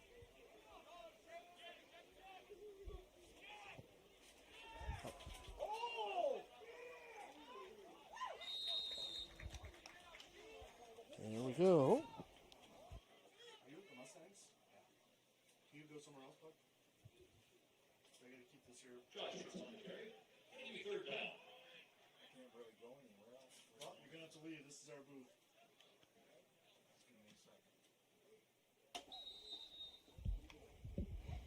So we've got 3rd down here, and let's see what Dan Comfort comes up with, because I really like the bootleg action that he did before here. Let's see if they bring that out again. No, clean handoff there, and great run by the Mustangs running back. That's Cam Morley, former Purple Knight. He's a heck of an MFL player here. I think he was the MFL offensive MVP a couple of years ago, I think circa 2019, but he's back in action here and making a difference here. So they're changing it up with their running backs. I love the footwork on the handoff, the decision, and just get north-south. So fantastic job by the Mustangs. We got a bit of a cluster on the field right now. Changing the snap count a little bit. Always good. You basically just point at each other at this point. So you jumped, no, you jumped. It's the right guard. You always point at the right guard if you're playing defense. If you're a St. John Wanderer and Moncton Mustangs, you just point at the guy that you don't like. In friendly competition terms. That's right. The referee sorted it all out anyway, so We'll see if the Mustangs jumped or if they were encroached upon here by the Wanderers. So false start by Moncton. That'll back them up 5 yards. Procedure against the Mustangs. It'll be first and 15.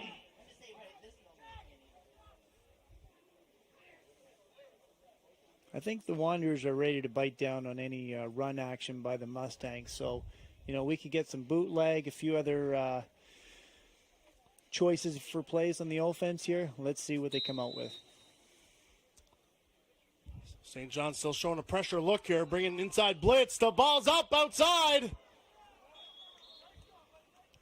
Pass is incomplete. Oh, I don't know if that was a bit of an option route, and he kept going upfield as he was supposed to break it off to the corner.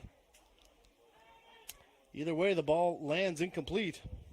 This is last call for your 50-50 tickets for the portion of today's. Not quite sure what happened there. Maybe that was a play that would be better suited for David Patry. Who knows? Dan Comfort at the helm right now, trying to make that wide throw.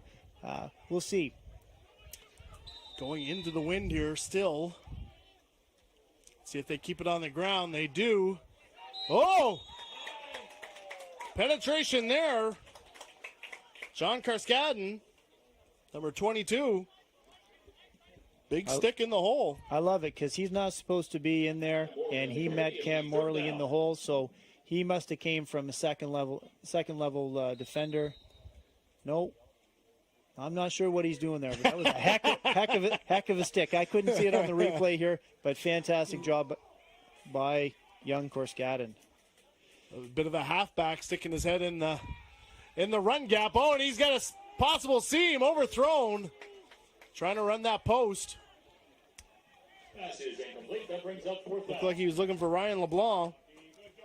Well, Ryan LeBlanc is a speedster. He's on the Bishop Gators squad down there, fighting to get into a jersey next fall, going into his third year. Played at Moncton High. He's got wheels, but I don't know. I like 84. I'm going to Josh Hicks. I'm going to find a way to get him the ball and let him do what he does best, and that is knock people over and run towards the end zone.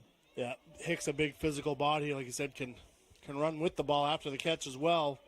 I don't know if they've sort of had McGarvey on him a bit here, manned up, sort of shadowing him wherever he goes. But let's see if the Mustangs here, again, they have the big boot of Ben George to kick him out of trouble. Snap a little low. George able to get the kick off. Another boomer. Fumble by Carskadden, forcing him to take the ball down it where he caught it, so just inside the 40. Wanderers down the ball. It'll be first Bobbled down for St. John. return, but stayed cool, got on it, and now it's Wanderers' ball. So not an ideal return, but certainly you can't afford a turnover with 4 minutes to go in the third quarter. So field the ball and consider yourself lucky. Get your offense going. So I think it's time for the Wanderers to mix it up a little bit in terms of who's getting the ball. I think there's been some numbers they've highlighted. I think they could rely on getting the ball to some of their understudies right about now. Well, like you said, Pinkowski's been pretty good at reading the defense and getting the ball to the guy that's open, but helps when McDonald's ripping off 8-yard runs here on first. I like the kid. I mean, I don't know how old he is, but I'll call him the kid. He's born in 2001 here, but he's probably had about a half a dozen touches today. Real positive. He's got the ball high and tight. He's got his legs churning, so that's a good choice. I said mix it up, but they went with their running back who's touched the ball a number of times, and that's real positive for them on first down. Like you said, not a big power back per se, but a lot of the running backs now sort of your slashers. Oh, second effort there, bounced off contact. Well, that's what good running backs do, or great running backs do. You know, when they get stopped, they find a way to just brush off the tackler, keep the legs going, and you know, you had mentioned before, a coach like Perry Kokona would be very proud of that young man's running of the ball there. So throwback mention for some Trojan lore here. Coach Kokona, a proficient tailback in his own day at the University of New Brunswick. Absolutely, he had a teammate that was a Moncton High alumni that was in town, and we were talking about those the glory days, and nothing but accolades for Perry Kekkonen as a running back when he was playing for the UNB Red Bombers. So as a Purple guy, still I have much love for Perry Kekkonen and everything he did over at Harrison Trimble. I think he coached for about 25 years there, and lots of fun in the local area for him to still be our high school president for the NBIA, for the High School Football League. El Presidente. Yes, El Commonly referred Presidente. to. Matt Hache, the official videographer of the Moncton Mustangs. Although I think most things he said to players that were maybe looking to get on the bench wouldn't be passable today. I think one of the ones that I heard was, "It's a long way from your heart." I don't know if that would be passable in this day and age. Perry didn't take a kinesiology at UNB. Much love for Perry Kekkonen. Oh, although when I absolutely. was coaching against him, he was a thorn in my side. So. Well, I had the good fortune to be able to play for him for a number of years at Harrison Trimble, and had him for a homeroom teacher. And like I said, his taping skills were next level for sure. He could tape an ear pad to your quad, and you were fine. Absolutely. Like all the volunteers that make football happen in New Brunswick. We're just highlighting Perry right now, but I'll tell you, there are a lot of legends in New Brunswick at the high school level, and I can see some of them out here. I saw Terry McIntyre donning the bright yellow coat, watching his son Bobby McIntyre suit up for the Mustangs, and as I walked through the Wanderers warm-up, a lot of classy guys that give back to the football community over there. No, big time. A lot of a strong football community here in New Brunswick. As Binkowski gets a bit of a screen pass here to Keefe. Blockers out front, fighting forward. He's going to be close. Almost a bit of a bubble screen there, a little hitch. Yeah, they used their formation. They used that in the first half, and they were able to get the ball downfield. People would get lost. Right there was more of a static screen or a wide screen, whatever you want to call it. A now screen, boom, ball in the hands of number 87. And even though there was penetration by the Mustangs defense there, we got 87 moving the chains. And you know what? It's a 9-point game, folks. And the longer the Wanderers hold on to the ball, the cooler the Mustang stable gets sitting on their bench waiting to get on the field. Yeah, still a 2-score game here for the Mustangs. So still the Wanderers would have to score twice here to tie it. As we check out something here with the stick crew. But it still appears to be first down here for the Wanderers. As you mentioned, Terry McIntyre earlier, I believe the league trophy, I believe, is named after. Yeah, for Mr. the McIntyre. MFL. Absolutely. Absolutely.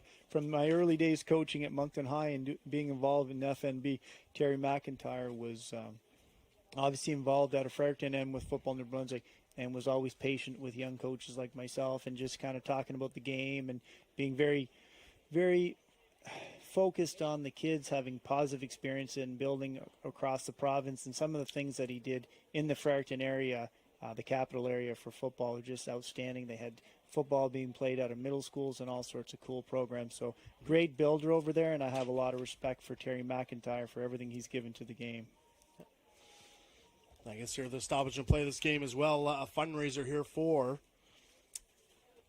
the Moncton Mustangs and for the Dragon Boat Festival here. Chloe Davis, who had overcome childhood leukemia here at the age of 4, was out for the ceremony kickoff prior to the start for Chloe's Golden Guardians, as a number of former Riverview High football players here had really taken up the cause here for Chloe as she battled for her health here early on. And like I said, happy to say that she's been 7 years now cancer-free and was able to come out here, jogged on the field, jogged off the field, did the kickoff, looking like the picture of health and all smiles.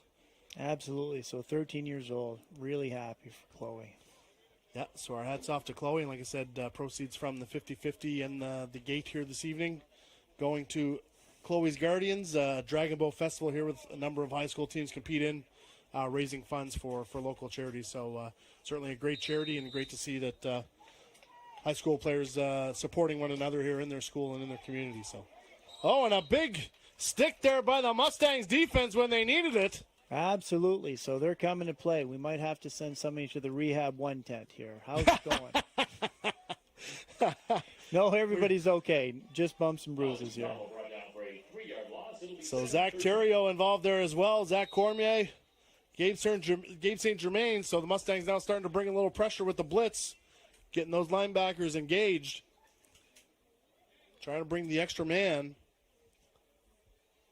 That's going to bring up second and long here for the Wanderers, but like you said, the Wanderers seem like they've had the ball here the whole third quarter. A minute 35 left in the third. Completion to Seal. Yeah, Joel Seal bringing the ball right into the referee, right into the hash. Not wasting any time. Although he did go out of bounds, he's just being generous to the Zebras here. You can see the referee's using the towel here as well, so could indicate the ball's a little wet, so maybe trying to keep it dry here for his quarterback also. I'd like some double moves out of the Wanderers here. See if the Mustangs are biting on the first thing they see. We'll see here on third down. Oh, they're in a single high safety look. Let's see, they're manned up. Oh, we got to go by Seal down the sideline. Oh, he goes up for it. Bit of an out and up. A double move, as they would say. Right on cue. I like it. It just was a good battle for the ball. Mustangs player did not lose their cool, and Joel just could not bring that ball down because that would have been a chunk play, over 20 yards here. And you know what? Maybe the Mustangs defender got away with something because he didn't look back to the ball very much, but Joel kept his cool. So it is fourth down. The Wanderers are in a punting situation possibility here, but that would have been a big one had they connected on it. Good job there. I think that was Riley Wesley out on the corner, matched up with Seal. Did a good job of swatting that ball away. Again, Binkowski's looked that way a couple times, looking for that matchup. I like it. They went for it. They went for the juggler. Just didn't turn out their way. Back in punting formation. Onside man being Keefe. Kick to the short side. Oh, kicked out of bounds here by Ilunga. I can absolutely tell you that Israel Ilunga has no idea what the rules are for that ball being touched. He's just having fun out there. He was the type of guy that played free-spirited and wasn't too worried about the ticky-tack details of the possession of the football. Hard hitter when he played for Moncton High, and I think he had a stop at the St. Mary's Huskies just recently before he aged out. Another former AUS player here suiting up here for the Mustangs. A veteran on the defense here for the black and red. And again, a pressure look from St. John. Oh, if Morley gets the edge, he could be gone. They're in that cover zero look. Chased out by Dom Gaudreau. But like you said, St. John stacking that box. You make one guy miss, you're going to be running for a long time. Well, I'm getting the feeling it was Fogarty on the run, number 20, but everybody in the house thinks it's Cam Morley. So, do I stand corrected here? That looks like the 2-0. Yeah, the 2-0. So we got Fogarty on the big run there. He's a nice player and made, the Mustangs player miss and just turned on the gas. Comfort now back in penetration there by Kerskadden. He almost took the handoff from Comfort. In the backfield, trying to take away that run. That's not the first time that he showed up in the backfield making plays here in the second half. So 2-2 is bringing it, John Kerskadden. And, once we saw the Brandon Caldwell right to left pulling, trapping motion here, the Wanderers said, well, wherever he goes, the ball's probably going. And they followed him and made a big play in the backfield. Like you said, there'll be some keys defensively that you can focus on, knowing that the ball usually follows where Caldwell is. As you see the run here behind Caldwell tonight. And a flag late in the backfield here as well. Yep, when you grab the jersey like that and it's outside frame and it's going to affect the outcome of the play, the officials have to get involved and throw the flag down. So we're looking at a loss here. And you can see there, number 91 from the Wanderers got held when you see the jersey. Yeah, and I think that was Colby Beliveau that just didn't get his feet moving, and he reached out. So, unfortunately, a purple night with another flag on the day here. As you can see, the rain falling here under the lights at Rocky Stone. To give you an idea of playing conditions. You can see the referee keeping the towel here on the ball. One as they thing mark about it for play. this rain is not November, late October rain, though. We got to clarify. It is a warmer rain. Yeah, it's still plus 21. It's not the bone-chilling November rain by any means. Oh, back to Fogarty, and he's got the edge.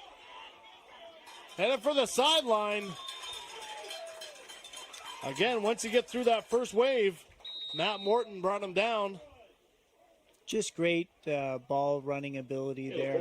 Getting through the hole, staircasing it to the outside, and getting all that could be on that run there. So really enjoying the way Fogarty's run the ball. Less dance steps in the backfield. Could he have done something a little bit more to avoid that tackle on the sideline? I'm always asking for more out of the ball carriers, but that was a big run here, and now we have a more manageable situation. Going into the fourth quarter, Coach. The old change of quarter. 16-7 here for the Mustangs with possession of the ball, looking to hold off the surging St. John Wanderers. Absolutely, and there's some players here in the Mustangs that haven't touched the ball lately that are game changers. Josh Hicks hasn't touched the ball. He's a veteran player who played in the AUS at Mount Allison, Purple Knight. He hasn't touched the ball in a while. We haven't seen Ryan LeBlanc be targeted very much. So they've got different assets on the offense that haven't touched the ball that we're just about due to see here. Like I said, let's see if they sprinkle some of that in. Some big play ability here from the Mustangs as Comfort pulls it out on the naked boot, throws in the dirt on a crosser to Hicks. I like everything about that play except for the execution at the end. I think it would have been just wise to take a little bit off it and let Josh Hicks rumble with that ball. Taking advantage of the Wanderers defense, they had a big pressure unit, big pressure coming that time. Great play call. The timing on that play call was fantastic, but now we've got another kick coming up here. How many guys in the end zone? 2. Well, we don't want to give up a one-pointer for the Wanderers right now. So getting the ball out of the end zone could mean something. And who knows how the cover unit is to the wide side of the field. So George will probably kick it out of the end zone, but we'll see. Well, and he is good. From the 40. Lots of talk about nothing. He's good as gold. So they had 2 people in the end zone to watch the field goal. Absolutely. Absolutely. Mustangs on Facebook. Follow us on Instagram. Well, like you said, that opening drive fumble punt looming large here for the Wanderers. Giving up 7 points on that muff punt in the end zone on their first drive. So 19-7 now lead here for the Mustangs. I think we've got to see a more spirited fourth quarter here. I think that there's been a bit of a lull from the two teams. Perhaps it's the distance being up in the booth here, but I'd like to see a fired up 14 minutes from both of these teams because first place is on the line, and that means a big deal in the MFL because you don't have to travel. Getting into the championship game, you get to host it, so obviously you'd have to win the semifinal, but being the 2 top teams, there's a lot being played out right now, and the Mustangs got to be thinking, we want to be the top dogs. Well, 19-7 doesn't send that message, and if you're the Wanderers, you're thinking 12 points, we can do this in the fourth quarter. No, absolutely. I mean, the Mustangs averaging 50 points per game here so far this season, so to be held to 19 here through the first 3 quarters speaks to the Wanderers' defense. But like you said, a lot at stake here other than pride and bragging rights as hosting rights as well for future playoff matchups as the Wanderers bring the ball out here from inside their 5. And he is swarmed for little to no return. And really some poor starting position here for the Wanderers going into the wind. Absolutely, and we have a flag on the carpet here sitting down there at the 20-yard line, so I'm not sure if that was some type of hold or something, but it could be costly for the Wanderers for their starting position.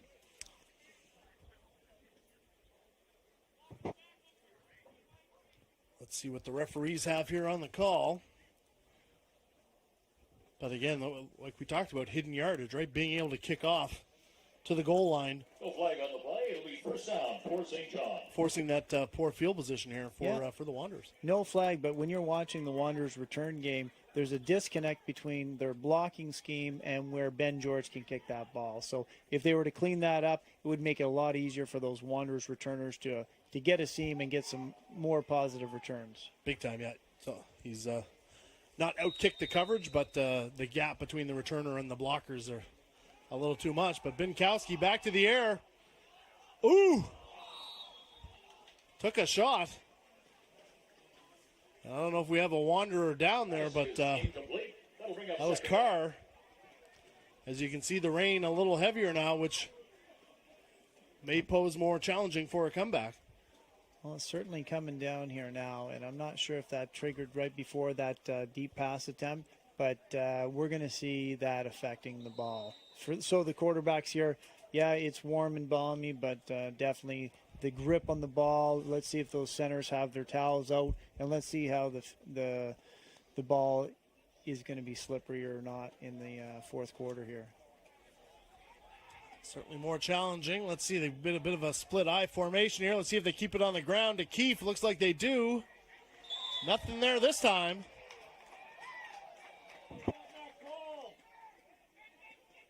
The timing was off on that because that fella with in stride is hard to catch, but there was a stutter, there was a timing issue, and is it the center not getting the ball up, or is it the ball being greasy? But that just was not a well-executed jet sweep here by the Wanderers. He didn't quite get that handoff with speed. He, like you said, he had to stutter. And then I think he ran into the arms of Big Ben Dunstan, who finished up that play. So, keeping St. John backed up here. This is going to be 3rd and 12 from their own 11. Needing a big play here. Binkowski's going to try to do it through the air. Scrambles out. Back across the middle to Carr. Oh! I don't know if that was incomplete or catching a fumble. Mustangs indicating it's their ball. The referees are talking about it. They're having their conference. Large gathering of zebras out there, so we'll see what the decision is. See if we can have a look at this replay here to see if he actually had possession of the ball. Ooh. I didn't see much in terms of possession, but we're a little further from the action than they are. So they're ruling it incomplete. Yeah, incomplete. Yeah, I think that was. I didn't see him have possession of the ball or make a football move. So what do we do now? Do we give up the 2 points, make it potentially a 14-point game, or do we continue with the same modus operandi of punting on the wheel of what happens when it leaves our punter's foot? I'd run the old fumble-rooski. It's a little dire. We've got about 12 yards to pay dirt, so something, but it may be rhyme with give up 2. Yeah, safety may be the best option here inside your 11, as opposed to trying the razzle-dazzle. Well, the Mustangs aren't messing around. They got 2 cats back there that have jets, and if they catch this ball, it's going to be a huge, huge possibility for a great return for them. Well, and that we've already seen the limitations possibly of the kicking game. Going into the wind, give up the 2 points, making it a 21-7 game, so still a 2-score game for the Wanderers to come back. But again, Moncton widening their lead here. They're adding points piecemeal, but I'd like to see the Mustangs offense get touchdowns here. You know, the high-flying offense that they've had all year against the developing teams or the teams that are in transition, that's one thing. But you got to score points against the big dogs, and those are the Wanderers. And we got 21 points on the board, nickel and diamond, and 1 major turnover by the Wanderers. So just not the offensive display we're looking for with the Mustangs tonight. But if I'm on that coaching staff and I have a 14-point lead right now, I'm feeling good. Yeah, absolutely. Like you said, especially with first place on the line here, both teams undefeated. Moncton 4-0, St. John 3-0, having a bye week. So far, they've got a couple games upcoming here against the Nova Scotia teams. Well, let's get back to the task at hand here as Comfort under center. Oh, and he's got a gasher. Big hole. That's what I was. Morley. Yep, Cam Morley. That's what I was talking about. You're going to go flat top. You're going to fill all the gaps, and you're going to have a veteran running back put his foot in the dirt, bounce off a tackle, find a seam, and you get yourself a first down. So that's just comfortable running by Cam Morley. Back to the well here for Morley, and he's off to the races. The only thing that could bring him back is that orange flag sitting on the ground at the 50-yard line. Like it never happened. Unfortunate, but two nice runs there by Morley. And like you said, that's almost what you wanted to see out of the Mustangs here. A really definitive, authoritative drive.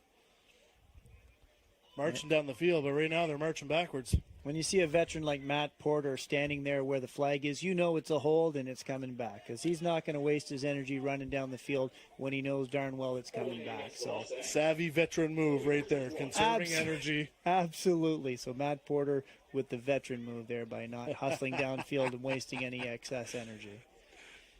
Like you're going to catch a tailback 40 yards downfield anyway, but your pursuit angles. That could be bulletin board material next fall for St. John High School. Moncton High, but Matt, you look like you're having fun out there. Oh, here we go. Another hole. Ripped down. Back to Fogarty.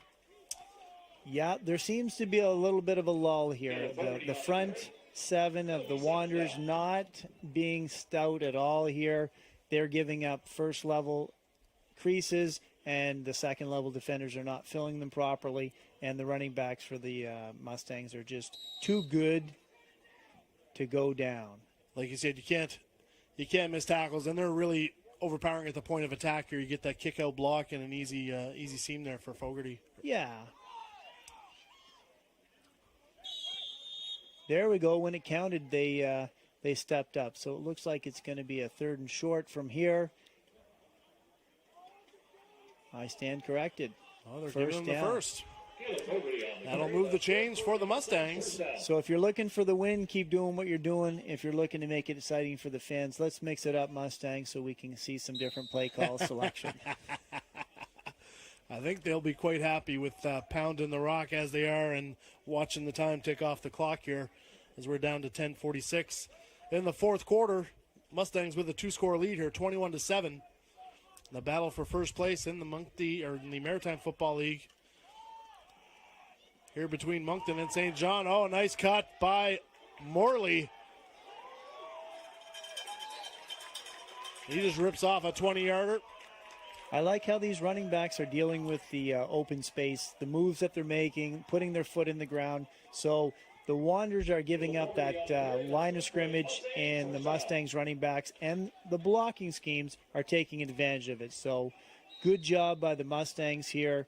There we go, off to the races, and big positive yards and downfield blocking by the receivers. Big time. The receivers have done a good job of that all game, really.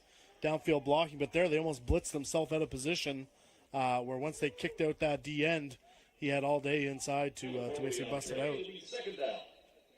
Well, we talked about adjustments going in the second half, and it looks like in terms of the front seven here and what the Mustangs wanted to accomplish, I think they're getting check marks for that. Positive check marks here. I would have to say halftime adjustments here for the Mustangs, and Comfort pulls it out the back pocket here again. He's on the move. Puts the shoulder down for some additional yardage. He stopped around the 5. The old school bootleg. So Dan Comfort out for a jog in the park, and all he had to do was do what he does best. Hold on to the ball, be safe and secure, and even though he gets tackled at the 5, they move the chains. Let's get the ball back in the running back's hands. So good job by Dan Comfort. The old empty hand handoff. It sells it. Contact. So all you got to do is some trickeration, and there you go. Touchdown by the Mustangs. Extending the lead. Morley on the carry. That's good for a Mustangs touchdown. The energy level on the Wanderers bench fairly absent right now. I don't know if they're just resigning themselves to a bus trip home at this point, but I'm a little disappointed. I thought they would bring more in this fourth quarter, but we're not on the bench and we're not in the heads of their players. But they should be bringing their A game right now against this fired-up Moncton Mustangs team who's pretty much blowing this game more wide open at this point. Extending, basically making it a three-score game here now for the Mustangs, extending their lead. Should be 28-7 here. There we go. And no lead is safe, but you gotta come out fired up, and that's what we're looking for the St. John Wanderers crew to do here. 21 points, start with something, and let's close the gap here because the Mustangs are just gaining traction on this Saturday night. Yeah, like I said, I don't know if weather played into the had any effect on the play here in the second half, but St. John maybe not as effective through the air here with the wind and rain, and Moncton able to really lean on their big offensive line in that run game to put a few more points on the board and pound the clock here as well. Well, the Mustangs were able to get their bodies on Nick Binkowski here, so maybe there were a few hits that added up. Who knows? It all factors into a four-quarter football game. They may not have got their potassium either, as you alluded to. They may be cramping. I'm not sure, Johnny. Hydration is important stuff, and they better have their bananas, oranges, and water. As we get ready for Ben George with the kickoff. A little shorter this time into the 15-yard range. Returnable, that's Day. Up past the 30. Is he holding on the ball? Swarm of tacklers there. Looks like Chris Brown getting down on special teams. It'll be first down for the Wanderers. Chris Brown, a former receiver for the Mustangs, turned defensive back. That's where he calls home now on the defensive side of the ball. So quite at home there, running down the field and making a tackle on special teams. Getting down, really an athletic halfback here for the Mustangs, a ball hawk, like you said, a receiver who can eye point the ball, but a number of interceptions here for the Mustangs defense. Mr. Brown, and also laying some hits out there too. Yeah, former Purple Knight as a student only. Didn't play football at Moncton High and has took it up later in life. So a late bloomer with the football game. What was happening with the recruiting program there, Johnny? Oh, bit of a floater. Carr waiting for it to come down. That ball was in the air a long time, so definitely they would have checked for frost on the way down. And no bueno for the no completion there. May have picked some up on the altitude.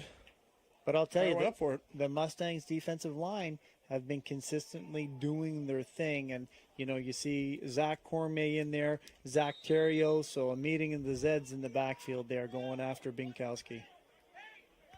And that's always been a strength of that defense, is being able to get pressure without having to blitz with that front four. Binkowski pressured again. Oh, swarmed by, is that St. Germain or Dunstan? There's a flag down on the flag. Looks like Ben Dunstan, 96. Oh, and is somebody hurt? Is that Binkowski? No, he's standing back away from this mess here, getting ready for the next down. So I think that's a lineman that's down there.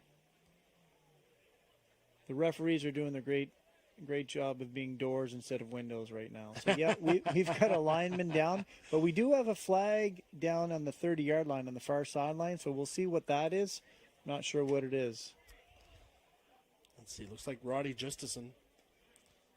Number 70, Miller screen. Is this? Oh, he gets leg whipped there a bit in the tackle, yeah.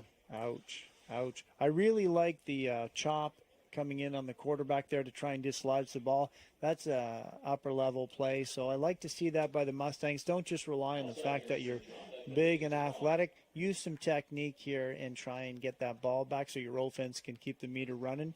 And great job here tonight. It's people have not been laying on the carpet for very long, and let's hope that's not a cramp. You said leg whip. I know it's a leg whip.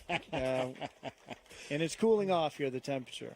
That's right. The temperature has dropped, but always good when you can see a player walk off on his own power here, and hopefully not severely injured and able to make it out to practice next week.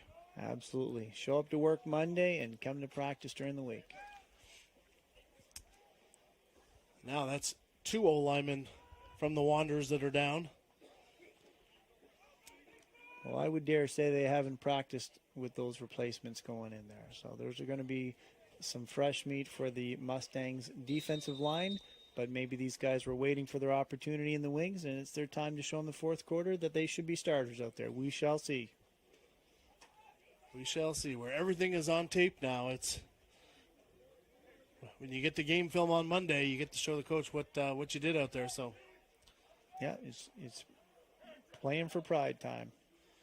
Yeah, Pankowski's got a couple draggers, and he's swarmed again. Fighting for everything he's got, but unable to connect with. Looked like Noel out there in the flat, but you can tell Binkowski under a lot more pressure here, hurried before he'd like to be here, coming out of that pressure from the Mustangs.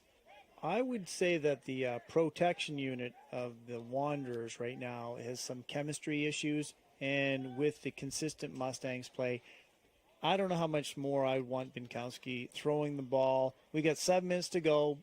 I'm not giving up, but certainly let's not get that young man bruised up, because these two teams will likely be playing here in a few short weeks for a championship. So let's not get number 2 too banged up there. That's what I'm hoping for as a fan of the game here. I think you're right in that assessment as the Wanderers get ready to punt. As we do have an onside man here again as Keefe. Actually a good kick there by number 1, Braden Robinson, I believe. We haven't given him much love tonight, but that was a nice punt, and although it was caught in the air, not enough foot control by the returner for the Mustangs to keep it in place. So good job by the Wanderers working the punting game here. Yeah, into the wind. Nice spiraling kick. No return. Giving his defense a chance here, but like I said, let's see if they have any answers for that run game from the Mustangs. I think we're going to see more of the run game. So there we have a flat top, cover 0, and there we go. Big hit by the Wanderers. Still banging down in the trenches. That was Tyler Ringdeneen finishing off that tackle, but you can see there as well Josh Brown. That name is familiar, Ringdeneen. I think that cat was a fantastic player for St. John High, if I remember correctly. So props to Dave Grandy, producing quality football players at the St. John High football program. Like I said, a lot of good football players coming out of St. John here recently, both playing at the collegiate level. And as Comfort pulls it out the back pocket here again, going to his left, and there's McGarvey all over Hicks. Pass is incomplete. That brings up third down. Nice little matchup there. I love the play call, and you know what? You brought my attention to the matchup earlier. That's, being won by the Wanderers. Although that, bootleg play, Dan could keep running it. Danny Comfort choosing to try and thread the needle. Not necessary. The coverage is there. Keep it going. Pick up some positive yards. If you've got green grass in front of you, run the ball, young man. Sometimes you try to feed your big play guys to sort of get them the rock and as a reward. But like he said, sometimes when the coverage isn't there, you got to make a different decision. But let's see what they got here on. Well, they got number 87, Ryan LeBlanc, running the fly sweep here. So like I said, he's wearing purple for the second time. He's a Bishop Gator and a former Purple Knight, and picked up a couple of yards on that, but ultimately got forced out of bounds by a great Wanderers defense, making it a 4th and 3, so punting situation for Ben George, and the clock just keeps ticking down towards 0. Like you said, under 6 minutes now here in the 4th. I'm sure the Mustangs won't snap this until the play clock is close to 0, as we watch some more seconds kick off, but 2 returners back for the Wanderers. Nice kick by George. I like it. I like it. Oh, that's a live ball. Able to be picked up by McGarvey. It looks like they're from St. John, but Again, another booming kick by George. Yeah, absolutely. He was the referee whispering in his ear how much time was left. Great control there by Ben George in the punting situation. I'm not sure if they're picking up a flag or what's being assessed down there, but we do have possibility of a redo here, a do-over. The old re-kick. Let's see if we hear anything from head referee Andrew Bubar.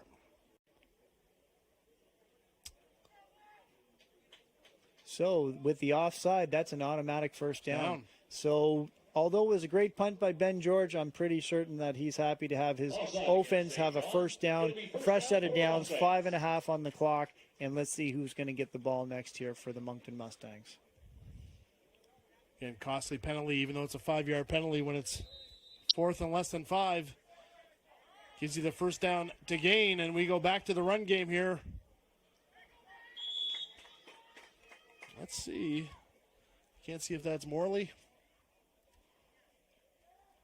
No, I'm saying number 10. I think that's Sweeney, Pierce Sweeney out of Miramichi. Yep, he's representing the She here tonight. So behaving himself on a Saturday night from the She. Doing his best. Well, the fights don't start at the Legion until later, so got lots of time to get out of here and make it back. But good to see Amir Machine product getting a couple touches here with the Mustangs. And they go back to him as he tries to get off the left side. It's his time to touch the ball. You know, it's late in the game. He's a young player. Touch the ball because I'll tell you, he's representing the Miramichi, and the coaches up there have done a wonderful job trying to get football going. And their 9-man team up there won the championship last year against Sussex right on this actual field right out in front of us. So the Miramichi's going to be producing football players like this young man. Good to see, I believe, out of James M. Hill. Yepper, Pierce Sweeney. Oh, incomplete. Actually putting the ball in the air there, but like you said, in a fourth quarter situation like this here, where you're going to see the ball, you want to make sure it's secure. You don't want to fumble, and a lot of the defense is going to be swarming, trying to get you down pretty quick. So absolutely, tight situations for a tailback. You're going to want to leave a mark on somebody at this point in the game because you're telling them we'll see you in the championship. And right now, let's just hope there's no frustration or anything like that. Both sides played out clean football and see these guys in a rematch down the road. But if I'm a Wanderer, I'm going to keep playing for the next 4 minutes and change. Flag down here in the backfield on the kick. Punt bobble by Cascadon. Able to pick up 4 or 5 yards here. There's a flag down on the play. Yeah, we got a flag behind the punter there. I'm not sure what the call was there, but the officials will let us know. And there's the noise I was talking about, the rah-rah, hoo-ha, who's tougher than who. Boys, just play it with the helmets and shoulder pads on and forget all the funny business. Walk to your own bench and leave all this crap behind. No, absolutely right. That's a little late to be discussing who's better at this point here. Scoreboard's reading 28-7 here, Mustangs. Yeah, the Mustangs have put their best foot forward here in control of this game with 4:04 to go, and no flag on the play. Flag picked up. It'll be first down for the Wanderers. So first down, St. John Wanderers, 4:04 in the fourth. Down 3 scores here to the Mustangs. Like you said, do you want to leave your star quarterback Binkowski here to take a lick, or are you going to look at maybe running the ball to maybe move the rock here a little bit towards the end zone? Not a chance. Number 2, the next thing that's touching him is an ice bag on the drive home and talk about how we can regroup if I'm a Wanderers coach.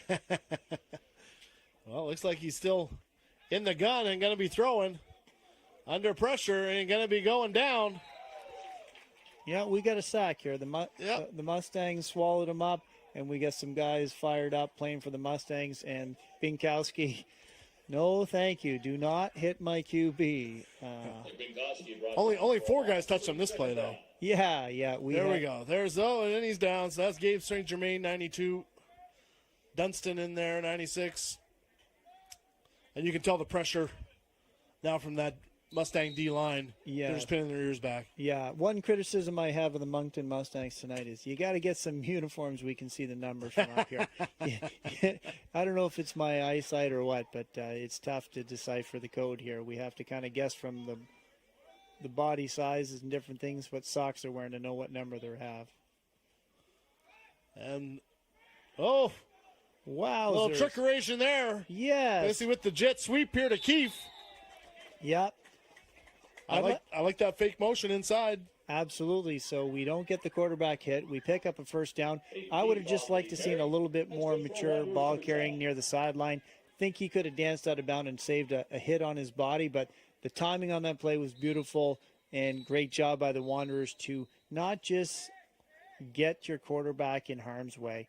Let your playmakers touch the ball, or some of the young understudies. Get them the ball right now, see what they can do, get them on tape. But, you don't want to be using any more tape on your bodies tonight. Definitely not. And I guess not so much either. How much do you show at this point, too? Do you go deep in the playbook and put it on film now, or do you sort of save that maybe for a couple weeks down the road here when you may meet up again in the playoffs? No, we're keeping the cards tight to the chest if we're the Wanderers' offensive coaching staff right now, and the Mustangs have gone full vanilla. So we're just gonna sit out the last 2 minutes and 28 seconds with let's hopefully some clean football, some fun football, and exciting football. But nobody's going to be revealing their magic plan for the championship game down the road here, which will likely be held here at Rocky Stone Field by the Mustangs, unless they trip themselves up in the rest of the season here. Yeah, the winner of this game obviously will have the right to host the playoff matchups. So both teams undefeated as of right now. One of the teams will come away with an L here. Oh, and they go screen. Incomplete. Either that or it was a lot of pressure by the D-line. Yeah, the Mustangs were coming. Absolutely no one was reading screen there, and just too hot for the number 9 here, Caleb Kirkpatrick, to hold on to it. Too much heat on that screen, but it would have been beautiful to see it because all the Mustangs were upfield, and only a handful of them put their foot in the dirt to redirect there. But so Coach Gaines will have to work on that next week with the Moncton Mustangs defensive front 7 there. Now we saw a couple bubble screens, hitch screens, but sort of the first inside screen there that, like I said, if it was completed, may have gone for some long yards. Pinkowski putting one up in double coverage. Oh, gets a flag. We'll see if that's PI. He was going for Braden Robinson. Yeah, so we had 2 Mustangs covering deep there. We got the veteran Bobby McIntyre trying to work his magic with the referees. But I think the decision's made that whatever the call is will stand here, because we've got the Mustangs moving back towards their end zone and the Wanderers looking like they're going to pick up 15. So not sure if it was McIntyre or Alunga that got there early, maybe against Braden.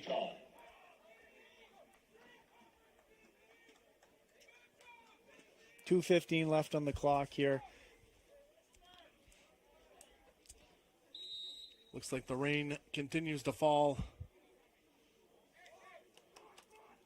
under the lights. Absolutely. Oh, and we got a Quince here, 5 receivers wide. Is he going to Cyril? No. QB draw. Picking up 6 or 7 yards. Well, I've already expressed my concern.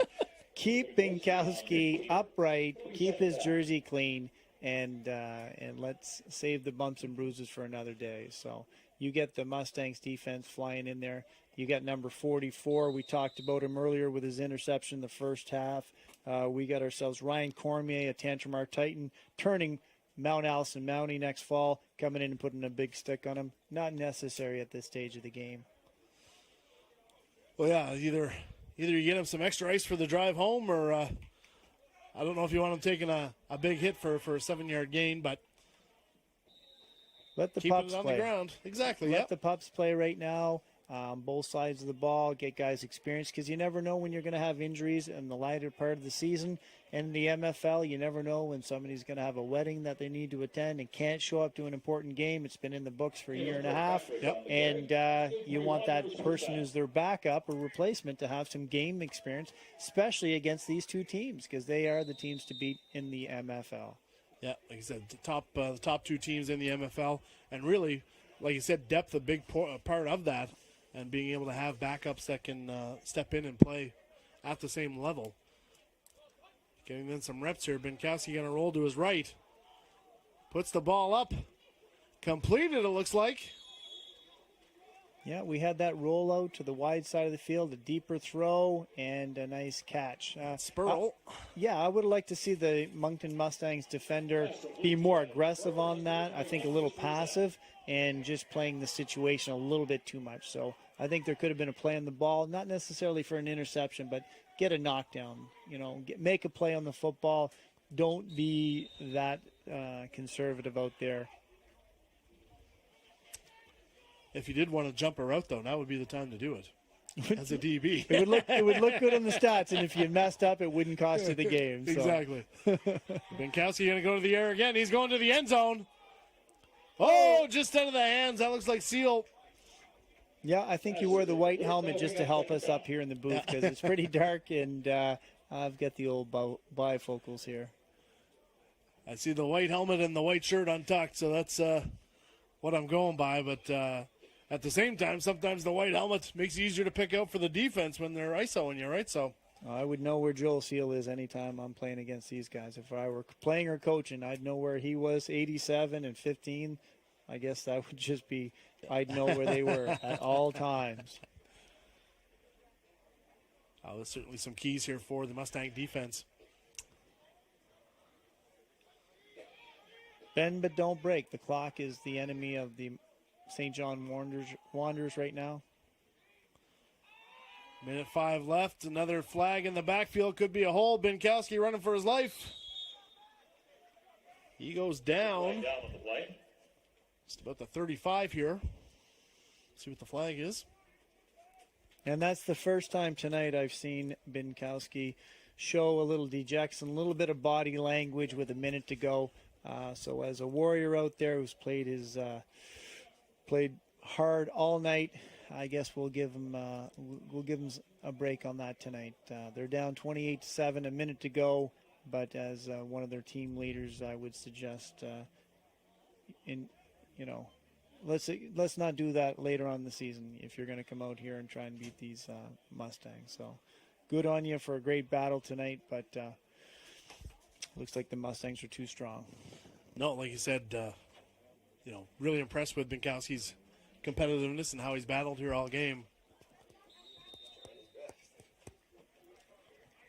I think if the two guys coaching the Wanderers in the spotters booth were playing, I think it would be a different game. So and we'll get to that after this play. Oh, change.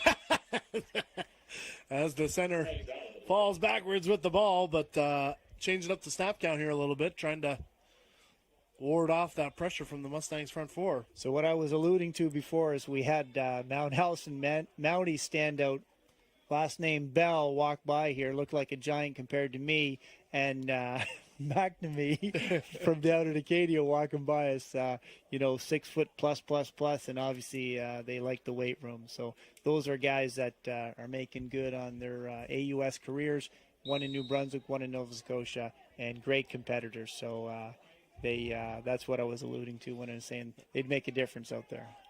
Good ball players. Daniel Bell is standout safety here with the Mount Allison Mounties from St. John on the coaching staff this year, helping out. But again, speaking to the amount of the talent coming out of St. John here in the last few years through St. John High, and their development programs really producing a lot of top-end football talent here, as seen in the Wanderers and throughout the AUS and CIS. As Binkowski takes another hit. Yeah, they've both these rosters are younger and younger and younger. I think that's fantastic. So the kids that are coming out of high school, that's the end of the line for them in terms of organized football. They get a chance to play in the MFL. Some of the young guys on the U Sports rosters get a chance to earn their stripes. And so some of the guys that are done at the U Sport level, they can come back and enjoy the game with probably a little less of a regiment and stressors, I would dare say. No, like you said, a great opportunity for young players to continue playing after high school and playing at a high level as well. So we'll see. With 31 seconds left here, St. John looking to maybe put some points on the board here again as they go draw to Binkowski. He's a tough hombre, but with 21 seconds on the clock, the QB runs wouldn't be my call of choice, knowing that I'm going to be facing these guys down the road. But who knows? Maybe they're planting some seeds on the tape here of this is what we do when we do this, and it's not necessarily what's going to happen down the road. So I do not want to put a doubt that the Wanderers coaching staff are up to something. I'll tell you that. They must be doing something. Planting seeds for the future. Possibly so. Setting something up for down the road. But 5 seconds left here. Looks like probably the last play of the game. Binkowski looking to the end zone. Oh, and he slips and fumbles. Ruled down, which is going to bring an end to the game here as the Mustangs hang on to prevail in a pretty exciting matchup. 28-7. Hard fought on both sides of the ball. As St. John just runs out of time against the first place Moncton Mustangs. Moncton now going to 5-0, undefeated in the MFL. They'll continue the season here next week. St. John going to be hosting Halifax here in the Port City next week. So look forward to seeing some more exciting MFL action. Be sure to join us back here on Rogers TV for Chris Corey, John Olenak. Have a great night. We'll see you back at Rocky Stone.